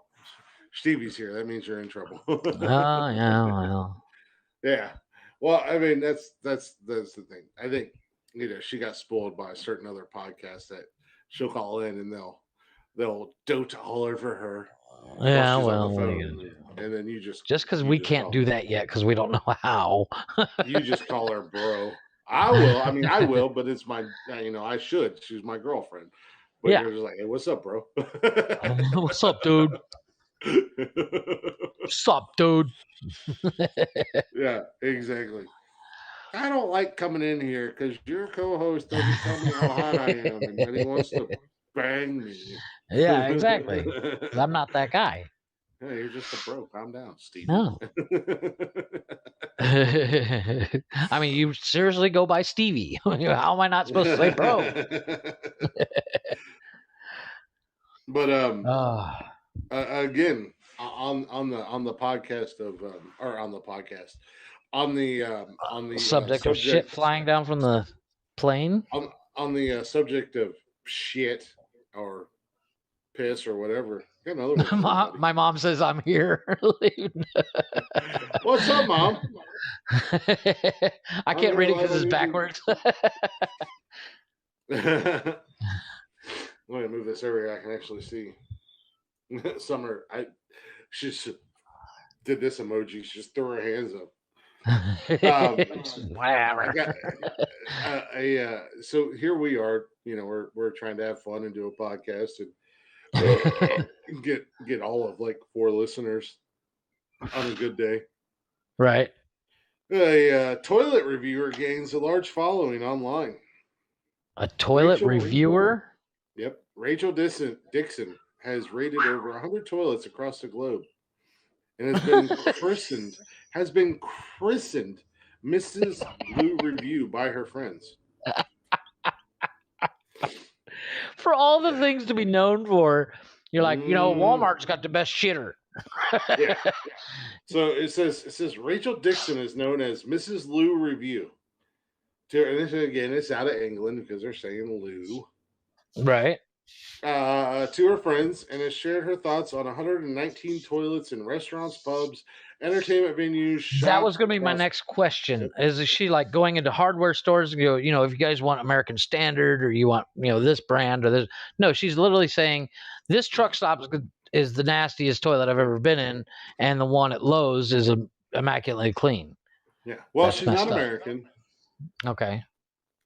She's reviewed and shared her thoughts on over 119 toilets in restaurants, pubs, entertainment venues, and shops across Britain, Europe, and Australia. Good Dixon Lord. from Manchester rates the Loos on their cleanliness, decor, and facilities, and awards decor up to 5 marks for each. She also shared particularly good or bad toilets up to 5 with her shit social emojis. media phone. I give this one 3.5 shit emojis. Yes. She's also shared particularly good and bad toilet with her social media followers. She told Sun newspaper, "I've always been a bit toilet crazy." No, bitch, you're just you crazy. are toilet crazy. You're batshit crazy. You're batshit crazy. Yeah, that's crazy. Rachel, so it's been a lifelong fascination, she says. This makes my head hurt. Yeah, no kidding. It's been a lifelong fascination. I'll only post about. I wish I could do a British accent. I'll only post about the particularly good or terrible ones. The need to be celebrated or condemned. Dixon also explained how cleanliness is the most important quality of any good toilet. She shared, "You should always leave the loo as if your mother was going in right after you." So strike a match?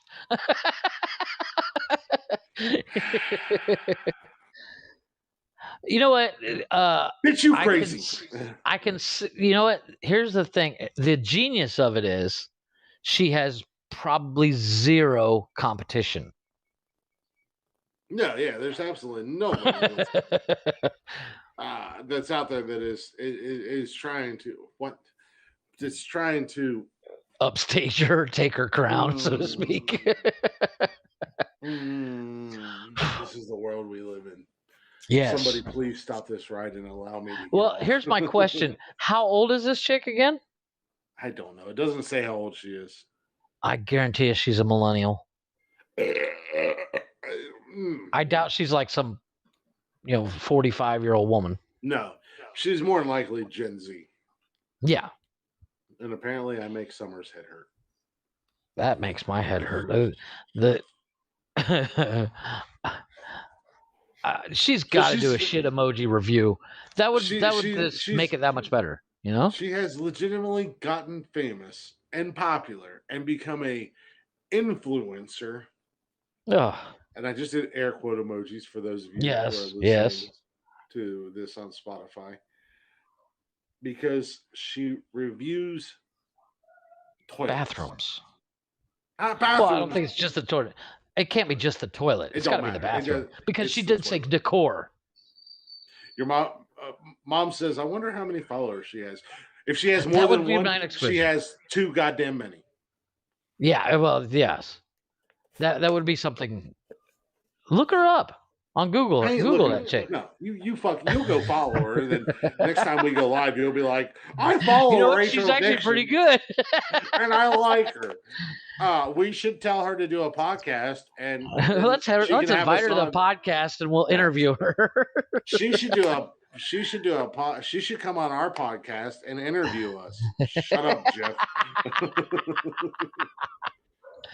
Shut your fucking cake, hold you. My thing is, I for like 2 years now, I've been trying to start my YouTube channel, and And the whole, in order to do a YouTube channel, you need a niche or whatever you call it.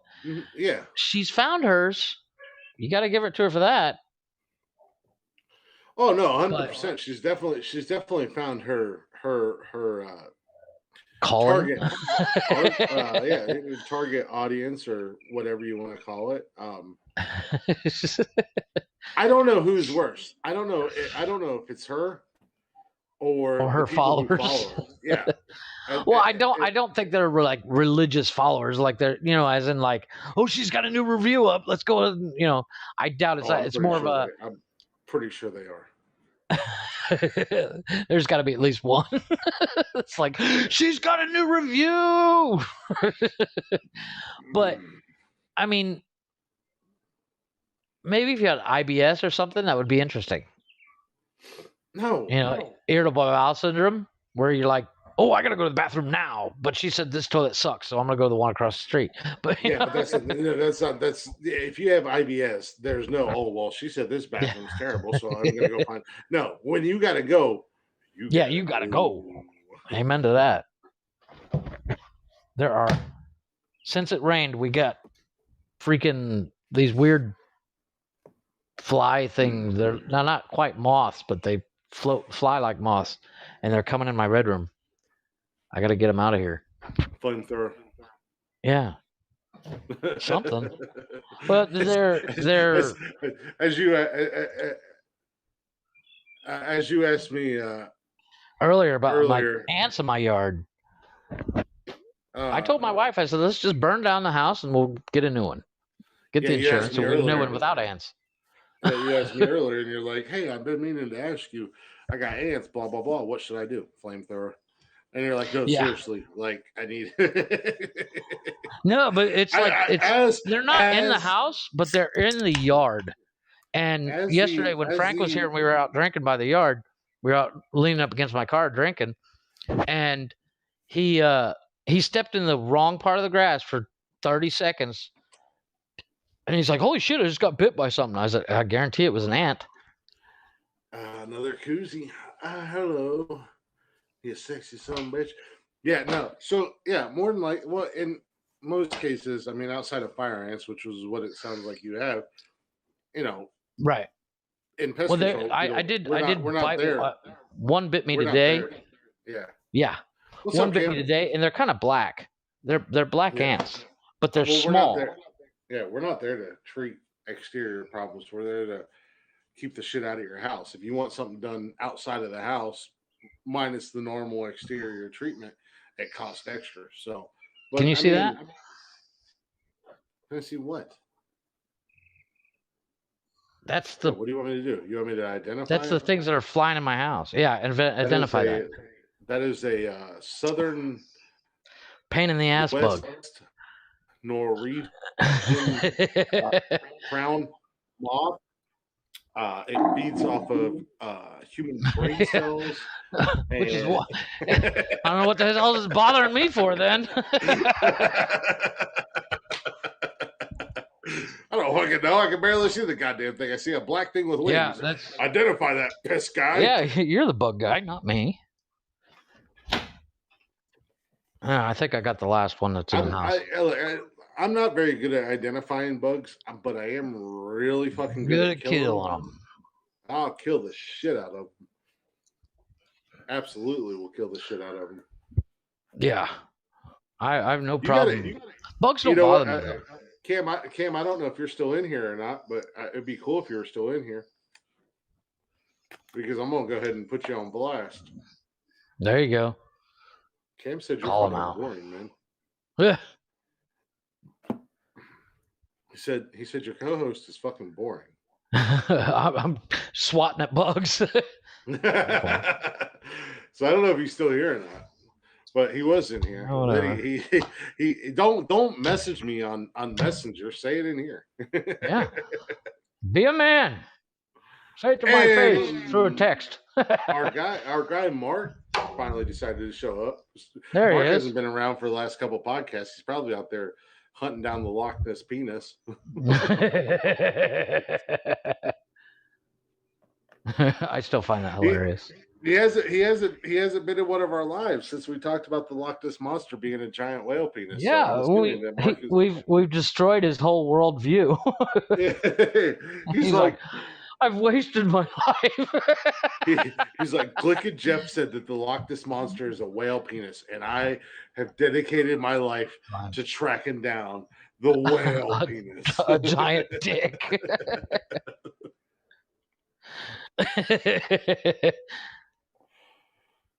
Basically what Cam was trying to do, because Cam tries to talk shit to me, and he knows better because I'm a savage.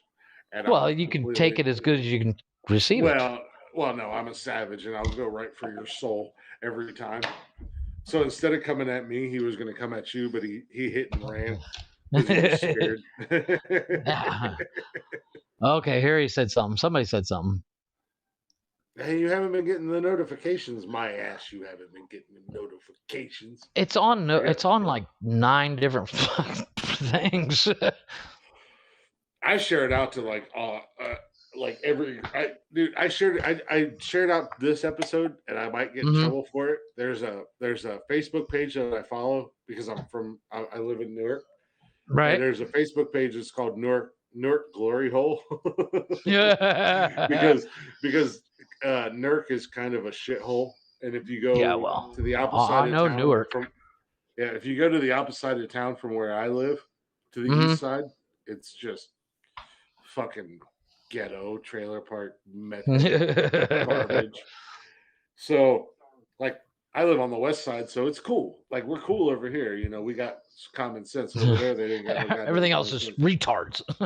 Yeah, like I was talking to Summer yesterday, and I was like, I'm gonna go. I was going to go grocery store shopping, I was going to go grocery shopping. I'm gonna go buy a grocery store. Yeah, and of course, yesterday I was going to go, and all the ads came in the mail yesterday. And I was looking through the ads in one of the stores in particular. I was like, oh man, I haven't been there in years. Oh my goodness. I'd actually forgot about the store, and I was like, I should go down there. And then I looked and I seen that it was on the east side of town, and I'm like, yeah, I'm not going down. Yeah, I'm not going. Summer was like, judge much? And I was like, yeah, it's okay to judge that side of town. There's a reason why I know I'm better. Mm-hmm. Which is actually, I think she asked me, she's like, wait, you think you're better? And I'm like, yes. Actually, absolutely. 110% time. Yes, I'm better than them assholes. But don't take it to heart, Jeff. I don't find you boring. I'm not. I know I'm not. I'm literally just as I'm sitting here looking at bugs. Yeah. Cam's a hater, and he knows he can't hate on me because I'll go after his soul, and I'll do it on this podcast if he starts talking shit. Yeah, let's do it.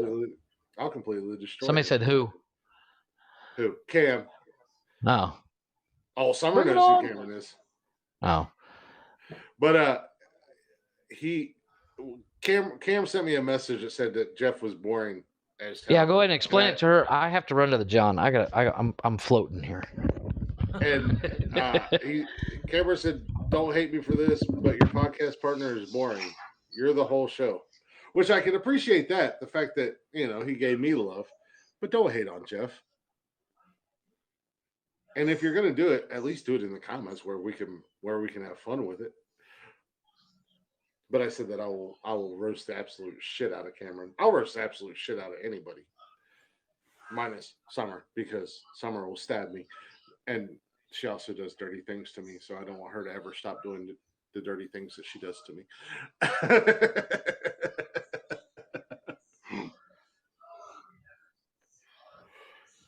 But he hit and ran. Like, he sent me the message and then he ran away. He's not even in here. And if he is in here, then he probably is just getting mad at me, which is fine.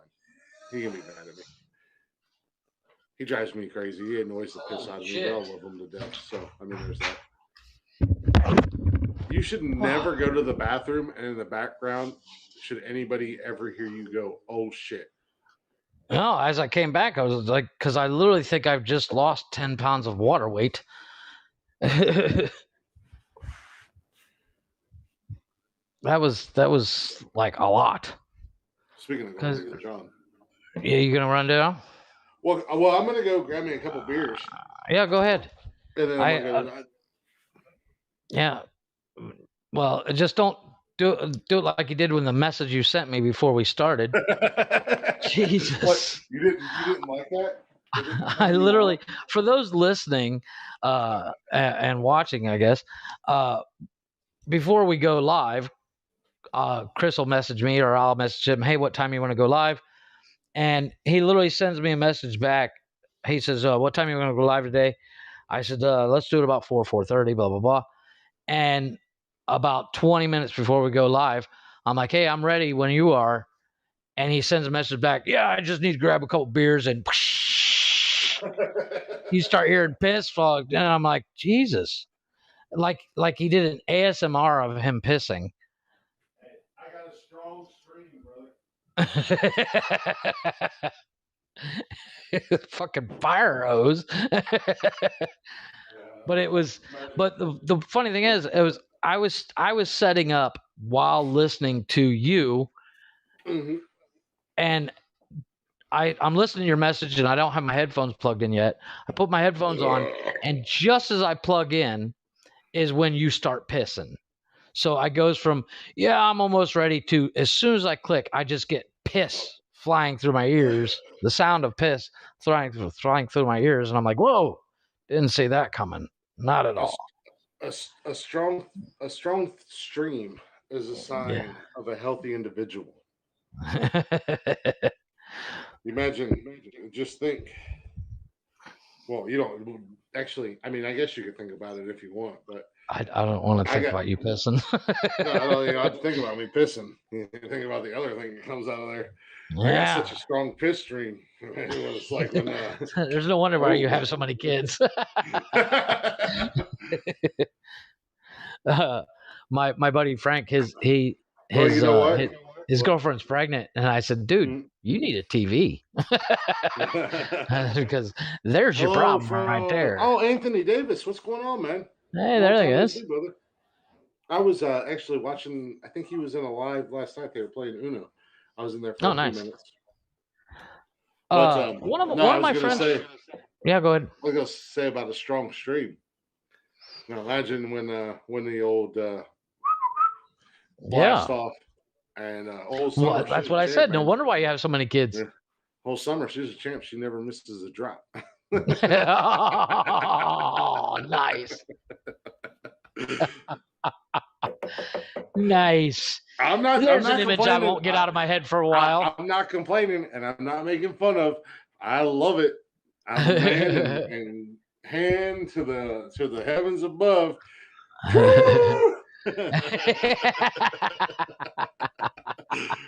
Nice. You're gonna get another ban here in a minute.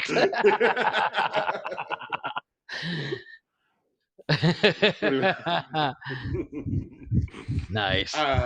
TikTok. There's an image I won't get out of my head for a while.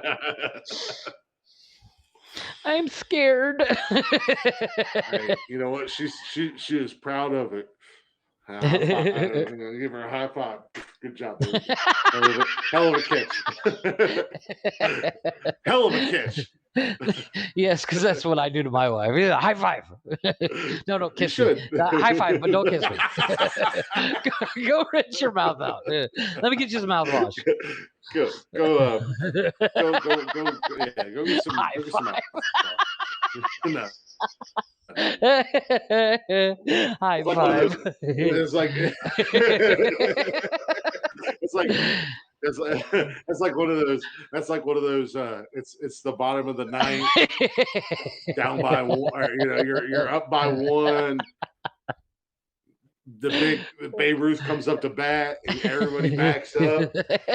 And he calls his shot center field, and he smacks that son of a bitch. And some no-name center fielder just jumps up and yanks that bitch out of the air. See? hell yeah, good catch. Or you're down by a touchdown in the Super Bowl and you lob one up in the air for 60 yards. Yeah, the wide old receiver Hail Mary jumps throw, up. yes. Yeah. Wide receiver comes down with it for a touchdown. That person deserves a high five. It's not a bad thing. Summer said thank you. With like a it's a good thing. I'm praising you. I get you're totally praising her, but that is an image I don't want in my head. Because once again, Summer to me is a dude.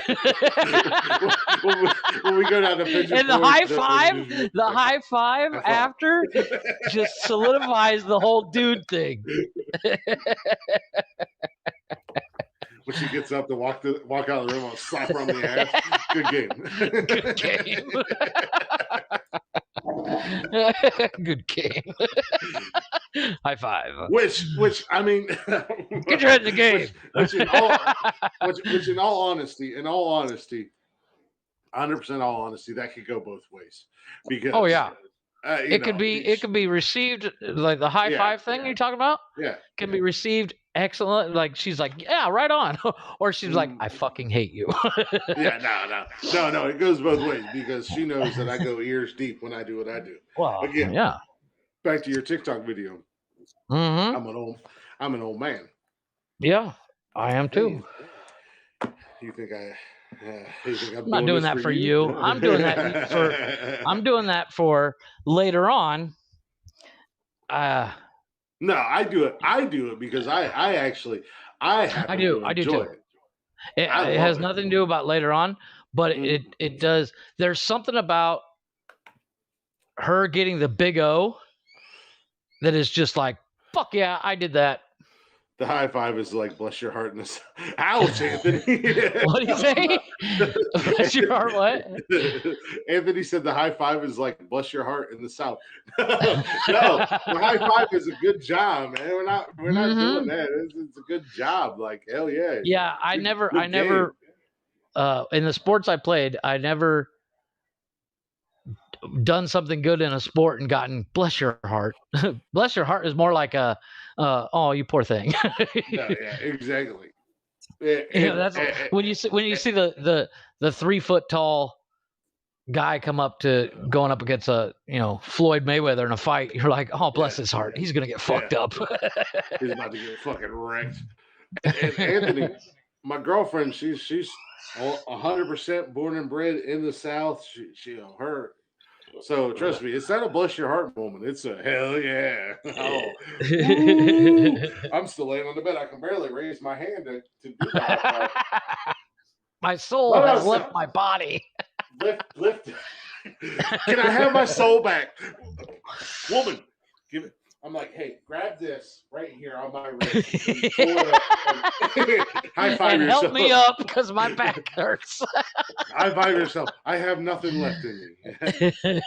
It's a good thing. We're not talking. It's not a bad thing in any way. No, but and the fantastic thing of my thing is though, not necessarily what I would think a high five moment. It is, but wouldn't cross my mind to be like, high five. Oh, definitely, 100%. And it's and like I said, the fact that it I think if I tried that on my wife, she'd smack me. This is not a high five moment. And the fact that it goes both ways because she. Oh yeah. I don't think she would deny it, but if she ever tried to deny it, it's just not happening. And if I have to, I'll get video proof of it. where there's been moments. Do not email me. Do not message me that video. I don't want to see that. No. I feel like there's been moments where I've almost got kicked in the face because I won't stop. Yes, I've gotten yelled at for not stopping. I said stop. Oh, sorry. You can't go anymore. Yeah. But I've gotten give me a minute a lot. I'll probably give me a minute to recover. I probably will get in trouble for this discussion. Oh, hence why I'm egging it on. We're gonna get into trouble. All those short jokes are coming back to get you. Yeah, why don't you go back to being boring there, pal? Yeah, no shit. Yeah. Well, call me boring. Watch this. I might not be the most well-endowed individual. I might not be able to do some things that other well, you know what they guys say. can It's do, not how deep you fish. It's how you wiggle your worm. Mm-hmm. But I did tell Summer that I would make her tap out. Listen, I have skills. You do have bad skills, but I possess a certain set of skills. Yeah, amen to that. I will find it, and I Well, will make you. I know for a fact. I know for a fact I'm not going to last all night, but I know a way to make it last all night. Yeah. It's going to take me a while to finish because I'm last, but I will make you go first. But I told Summer one time when we was in the early stages when we was talking and whatnot, I said, she said something about nobody's ever made her tap out or something like that. And I said, I can make you tap out. One and done, my ass. One and done, please. I was like, I can make you tap out. I keep telling my wife, I said, we're going to go for Guinness. We're going to call Guinness one of these days. You're going to call. We're going for the record. Stop it. No, I'm talking about consensual. Not consent. Not consensual. What's it called? In order. I am not one and done. Oh, I'm one and done after I'm done. Oh my God. I'm screenshotting that. I will prove her wrong. Screenshot, you dirty whore. You said I did. She told me that I could not make her tap out. I got it. Ooh. It was not a full weekend. You can tell me the story. You can tell me the story, but I don't want to see the video of proof. You was not a full weekend and you were not sensitive. It was an early stage, and you know goddamn well I'm not one and done. You better stop it. Lying. Because first of all, I'll be the first one to admit if I'm one and done. Everybody knows. Oh, I am too. I got a little dick. I'll tell the world I got a little dick. And if I was one and done, I'm one and done. I got mine, girl. It's a race, and I'm winning. Yeah.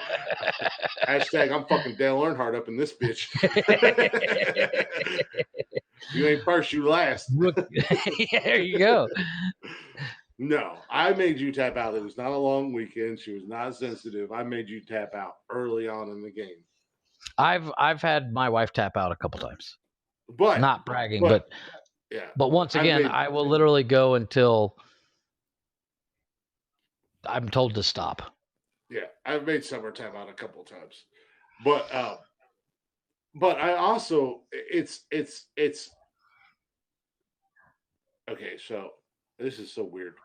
It's weird to me, and it's new to me to have somebody that isn't going to be like, no, don't do that. Yes, I did. No, that would not like shoot me down. So like, I don't have a low sex drive. I guess it's kind of a at a medium pace. Yeah, it's like I'm not really okay. It is what it is. If it happens, it happens. Right. I'm not very aggressive in that area because I was married for several years, and my ex-wife used to shoot me down all the time because she was getting it in other places. So, obviously, yeah. Hit a soft spot apparently. Chris went silent. No. I was reading. I always tap out what we have for 4 days straight. You tap out before we've gone 4 days straight. Stop it. Just admit it.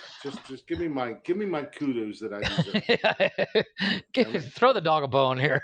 Look, I was not blessed with a big penis, so I developed a certain, like Liam Neeson. No, I'm the same way. I'm the same way. I was not blessed with the ability to pump all night, but I can finish a meal. I'll put it that way. Like Liam Neeson, I have a particular set of skills. Amen to that.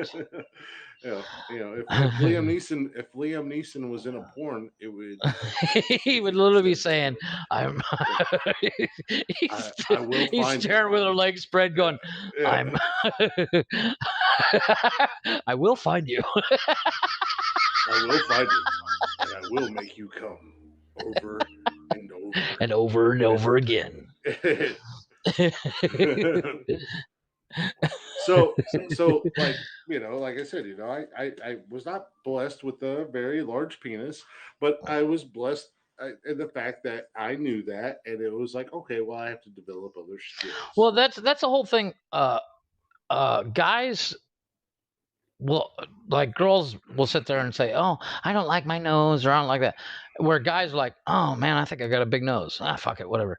We get over it really quick. So when we like you were saying you were not blessed with a large penis, you don't dwell on it. So you learn the skill to actually compensate for it. Yeah, I just make fun of it. Yeah. Because I'm not going to be that guy that's in a bar or in a crowded group of guys like, "Oh, I've got the biggest penis in the room." No, you don't. Yeah. Calm down, because you're. It's like the guy who has to tell everyone that he's an alpha man. Yeah. Or an alpha male. No, you're not, bro. That's the guy that gets his ass kicked first. Yeah. The simple fact that you've told everybody in this bar at least 10 times that you're an alpha male proves that you're not. That you're just a beta. So calm down. Yeah, you're gonna get your ass handed to you. Well, it all goes down to pretty much anything. No matter how good you are at something, there's always somebody better at you. Yeah. And no matter how big you are, there's always somebody bigger. Well, there's nobody. That's going back to a whole Liam Neeson thing. There's nobody. There's always a bigger fish. There's nobody better than me at what I do. There's only one way to really tell that, and since I see Summer as a dude, I can't confirm. I will. I know you told me I have good skills. So yeah. So what I was saying was, like, essentially, I went from somebody who was constantly turning me down, and like, to somebody's like, "I'm ready." Yeah, to somebody who has got a fucking sex drive up here. Just like, "Ooh, I like this." You're telling me you can do this anytime you want? Yeah. So Summer said, "I have told you I have good skills, and I tell the world. That's why I have them DS. You ain't wrong about them DS. You know, she said, "I will steal your soul. I will steal your soul." I said, "You ain't stealing nobody's soul." And she said, "Well, oh God, you can have it. Give me my soul back, woman. Give it back right now." Yes, Star. We've talked about Summer's personalities in the past, right? Star would make Jenna Jameson look like a nun. Nice. You just do that. Mom, if you are still listening, don't look up who Jenna Jameson is. Mom, you don't want to see those images. Mom, look up Jenna Jameson and Ron Jeremy. Summer said #soulsucker. I'm still trying to find mine. Call you like, Dyson. Summer's new identity is Dyson. I'm still looking for mine. I'm like, I know there's some bitches around here somewhere. Oh, but god damn. Jesus H. Christ. Cheese and rice. Yeah. I'm like, I didn't even know I could speak Latin until I met Summer. How do you think my wife gets me to speak Spanish? You're going to learn tonight, boy. I'm like, okay. Gracias, mommy. Gracias. I'm doing exorcisms in my bedroom. The Father, the Spirit, the Holy Ghost. The power of Christ compels you. The power of Christ compels you. Fucking, my bones are shit's fucking. My head's spinning backward.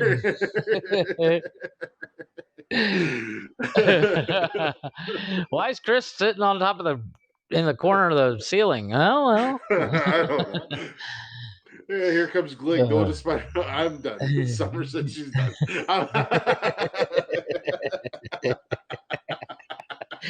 That is the one thing you have to learn to deal with, Summer. We're going to take it to the far reaches of our imaginations. I feel like no holding back. I feel like if we were to just start the podcast every episode just completely off the rails with the most nonsensical bullshit. Well, that's but, it does take a little while to get warmed up. Yeah. We're kind of like a train. I use this analogy when I'm working on something. I'm kind of like a train. It takes me a little while to get going, but once I get going, I can't stop. Yeah, exactly. So it takes me a while to stop too. So basically, we're a train locomotive. We're a locomotive with the coal engine. Yeah, and the coal is Budweiser. And cigarettes. And we dump the Budweiser into Glick, and Glick gets the engine go, and then at that 2 hour mark, we're like, we could go longer. Yeah, we can keep going. Where's your wife at? She's at work, right? Yeah, she is at work. However, I do have to start cooking soon, which is why I wanted to go as early as I did, because I'm actually getting hungry. We actually got ribs the other day. Last night, Frank ordered ribs.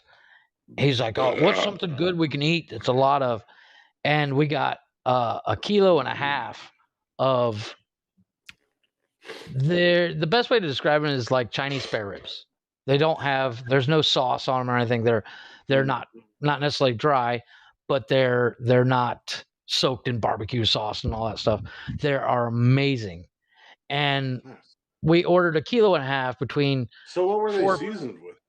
Oh, the salt and pepper and seasoning, but they don't put sauce on it. Once again, back to recipes by Jeff. Yeah. Welcome to Nonsensical Nonsense, where we can go from talking about sex to talking about cooking. Ribs. Dry rub ribs.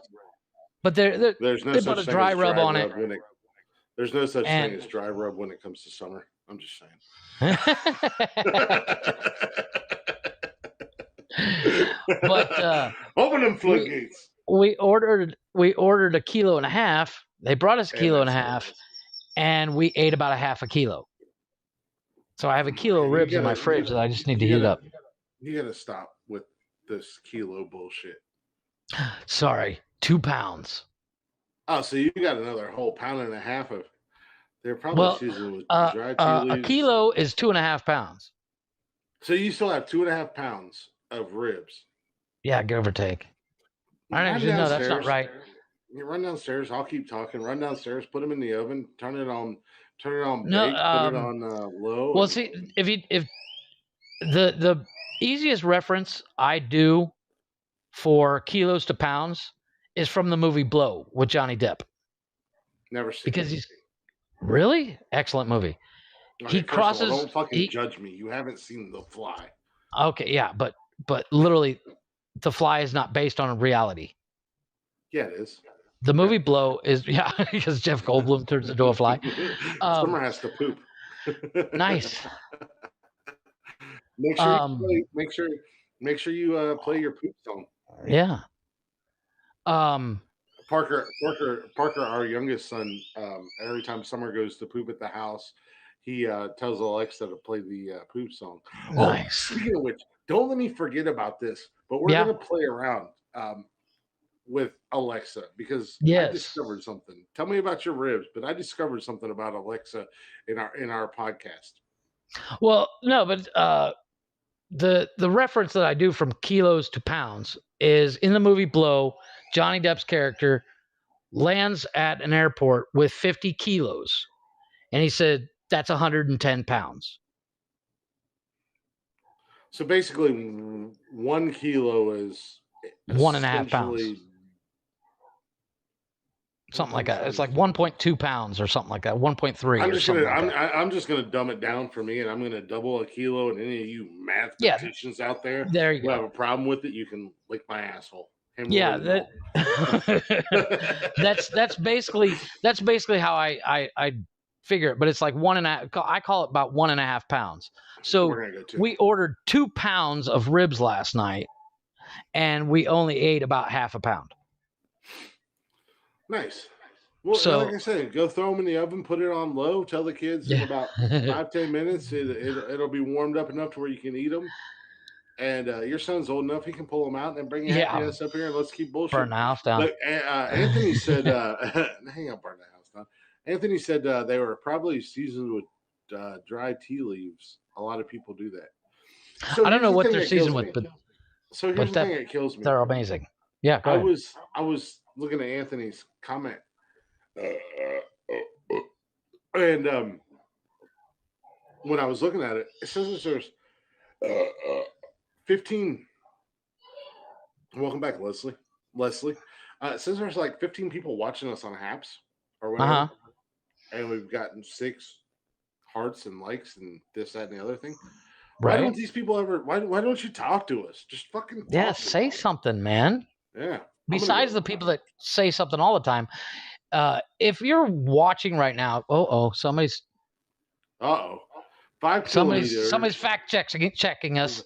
Anthony said 5 kilometers is 3.1 miles. I know that because I've walked a few 5Ks. So Leslie, Jeff, I'm assuming you and Leslie went to school together. Leslie, apparently. Oh, actually, one of the first girls I ever dated. Oh, fair enough. She said, Jeff, a kilo actually weighs a little over 2 pounds.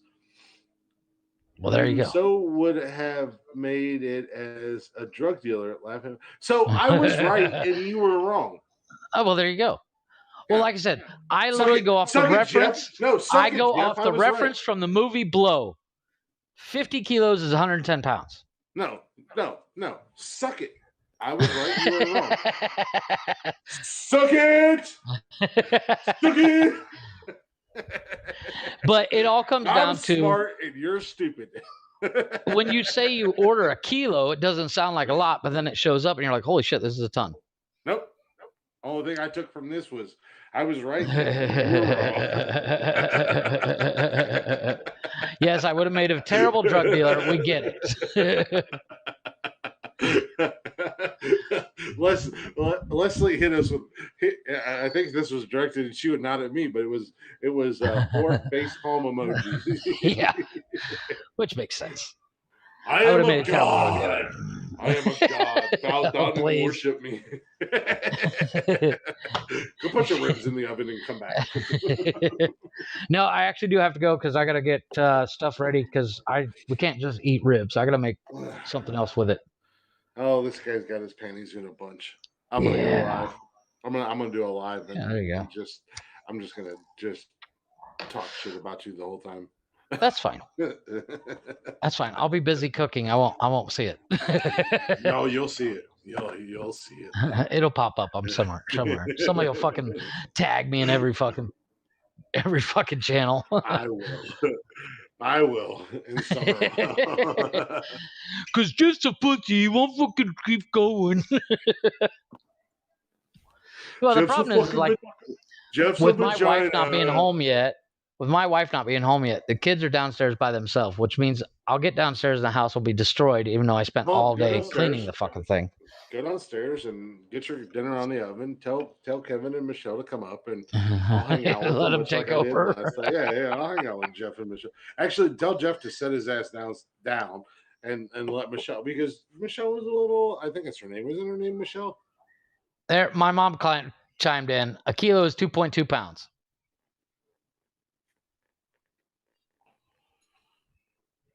I am the champion. I am the champion of the world. There you go.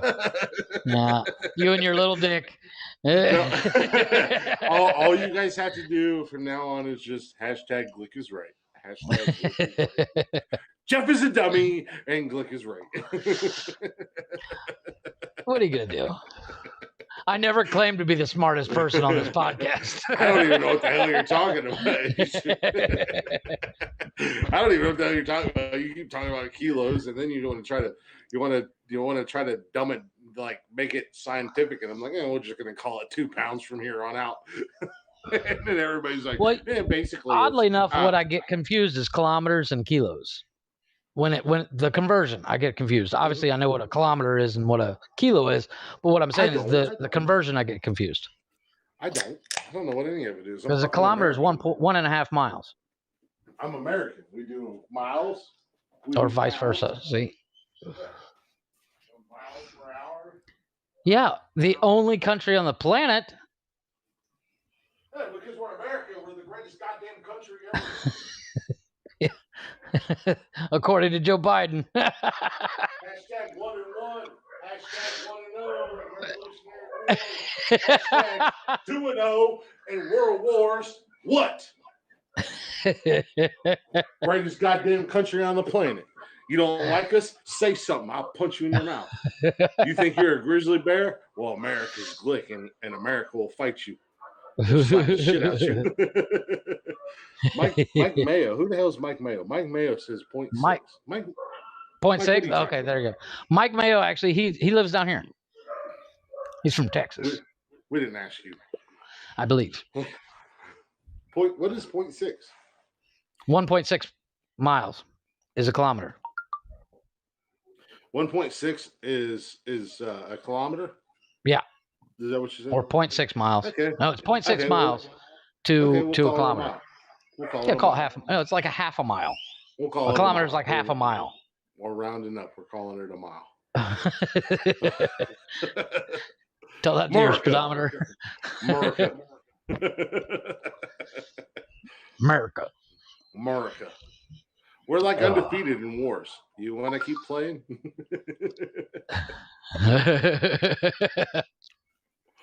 Look, we done bitch slapped England. We done bitch slapped Germany twice. Though. Not once, but twice. We done bitch slapped Germany and Japan. The Viet Cong, well, we didn't have no business being there, but we still slapped the shit out of them. And Korea, we slapped the taste out their mouth. Cuba and the Cuba Missile Crisis in the 80s.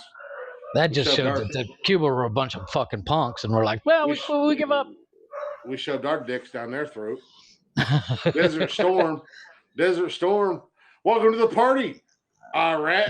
Let's fucking dance. Welcome to the party, pal. Iraq didn't have their dancing shoes on. Fucking Civil War. Southern America. Welcome to the party.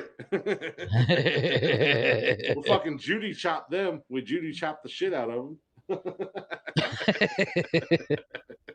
We done beat ourselves off in a war. We're so goddamn good. We got bored and beat ourselves off. America, baby. Well, however, it is that time. My wife literally just walked up the driveway. I just saw her. This vagina has to leave. Hey, what are you gonna do, man?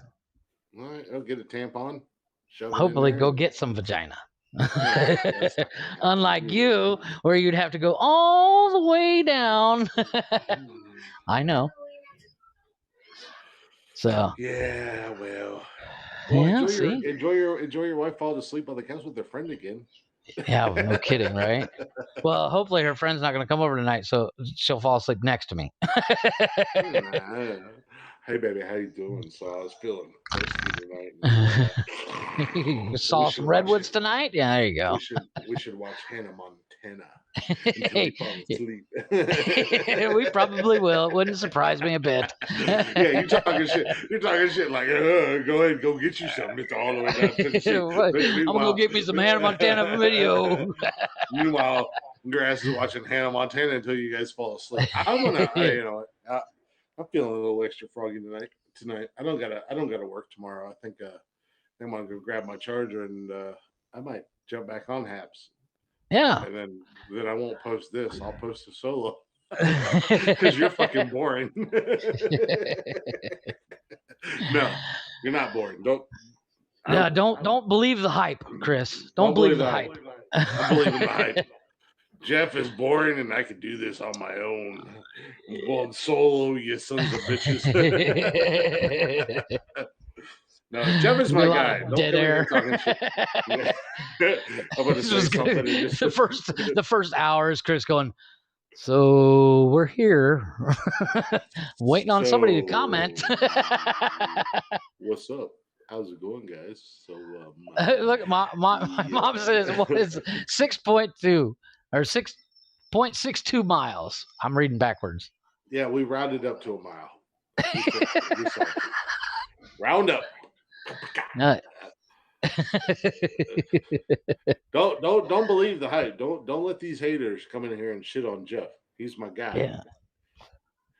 You're talking to my guy all wrong. And if you do it again, I'll stab you in the neck with a soldering iron. I can't do a Christopher Walken. I wish I could. I was going to say that's Christopher Walken. We got on a whole Joe Dirt thing here today. Yeah, with the flying ice shit and stabbing somebody in the eye with a soldering iron. Speaking of Joe Dirt, so where Summer, where at her the store that she runs, where she's the boss.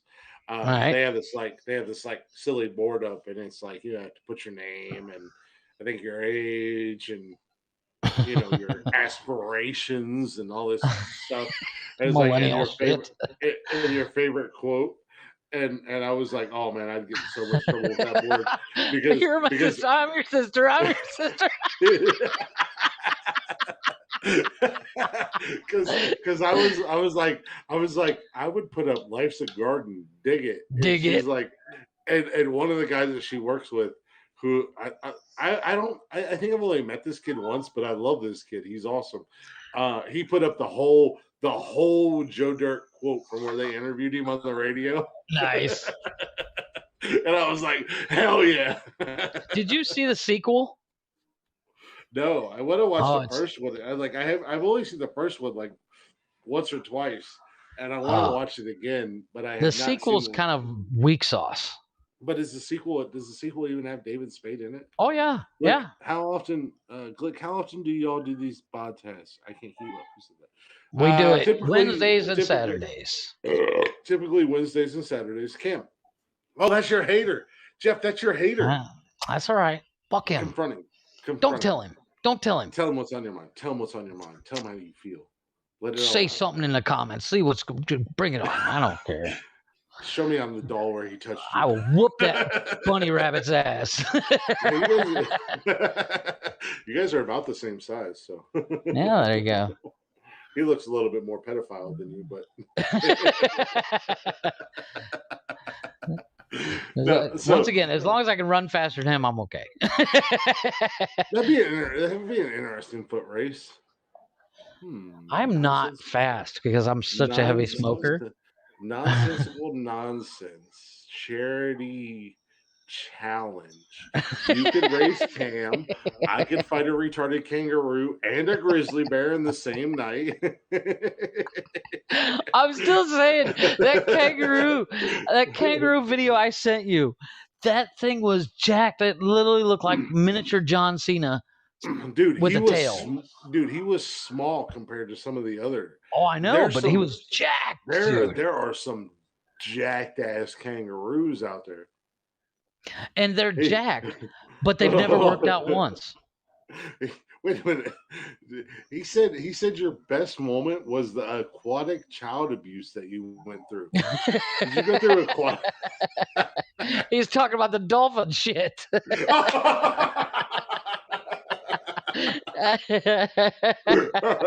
He's talking about him saying I was molested by a dolphin.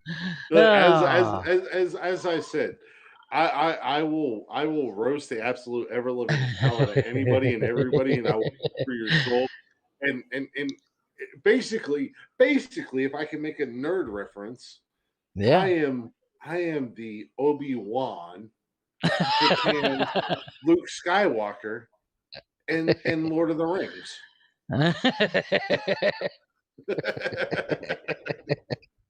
Carrying that ring to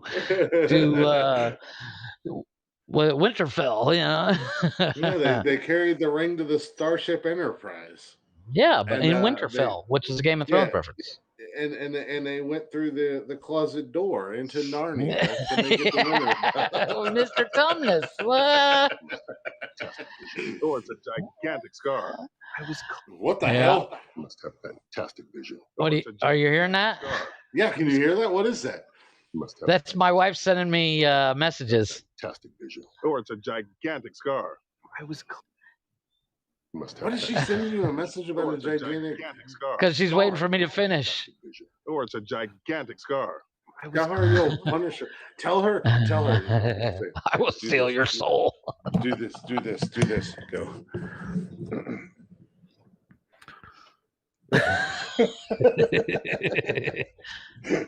Oh, I got this. Oh, it's a gigantic scar. Okay, stop playing it. Oh, it's a gigantic scar. I will destroy your gigantic scar. The rivers will flow. Oh, it's a gigantic You still didn't stop playing it. She's the one sending me messages on WhatsApp, and that's her message alert. But yeah, let's go ahead and wrap up because I got to go downstairs and cook because she keeps sending me messages. Oh God, my microphone just fell. Nice. All right, guys, we're gonna end this because Jeff's about to be in trouble because pretty much his wife doesn't allow him to have fun. Apparently. I, however, make my own decisions in life. I am a man. I can actually only say that because Summer's not here right now. Yeah, I was gonna say. Wait till Summer moves in, then we'll see. I whispered so she can't hear me. No, in all honesty, if Summer was here right now, she'd probably be like right here, just fucking with me constantly. Yes, touching my little pecker. You want to end your life. I actually we can just like Jeff, I gotta go. Why don't you do this and I'll stay alive and it'll be there you go. Oh God. Something wrong, Chris? Like, no. But yeah, let's go ahead and wrap up so I can get something to eat because I'm starving. All right, guys, I appreciate y'all. Well, not I, but we. Yes, we. I appreciate y'all listening. Chatters, we appreciate you guys. Facebook, Haps, and all that jazz. If you guys don't already, look how professional I can go like that. I know. That's a true sign of that's amazingness of us. Fucking not us, me. Oh wow. We're talking about me. But we do appreciate you guys listening. Hopefully you've enjoyed this bullshit dumpster fire of a podcast. I don't even know if it really actually earns the right of being called a dumpster fire. But your money's on Summer. Leslie said her money's on Summer. That's a good betting choice. But anyways, we do appreciate you guys listening. Thank you guys who watched live and was chatting away with us. If you're not already, make sure you follow us on Instagram, Twitter, Facebook, TikTok, all at Nonsensical Nonsense. And if you want to send us an email, nonsensicalnonsensepodcast@gmail.com. Dude, you fucking nailed that. I'm on it tonight.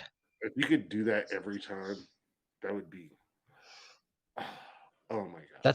That's my contribution to the podcast. I can say the email. But yeah, till next time. Yeah. And also before he runs away, I mean, he can run away. I can just keep going. It doesn't really matter at this point. Follow us on, check us out on Spotify at Nonsensical Nonsense, where you can get every episode of the podcast. And so we'll be back Wednesday, hopefully. Yep. Do this live bullshit again. And see if we can't discuss my mother some more. Leslie said we made her day. There you go. Jeff's mother is currently at a Catholic church. She's not Catholic, but she is confessing Catholic. her sins. She's very Catholic. She's very Catholic. So she's confessing her sins and denouncing me. Father Joseph is telling her to do 47 Hail Marys and pray for our souls. But no, in all honesty, thank you guys. Obviously, another Herber chirp. It don't matter. We don't have a set time frame. Nothing that we do is set in stone. We just do it. But we just go. We are out of here. I'm probably going to come back and hang out with you guys for a little bit longer. Yeah. I'm going to go get yelled at. Stick your dick in her mouth. She can't yell with a bull. No, I gotta go. Like I said, I gotta get cooking. Go get cooking, bitch. Yep. Do what you gotta do. All right, we're out of here. I'm hitting the buttons. Deuces. Kevin, Jeff. I don't know why I said Kevin, but Jeff. There you go. That's what I was looking for. Was the deuces. Yeah, waiting for the deuces. I gotta figure out how to turn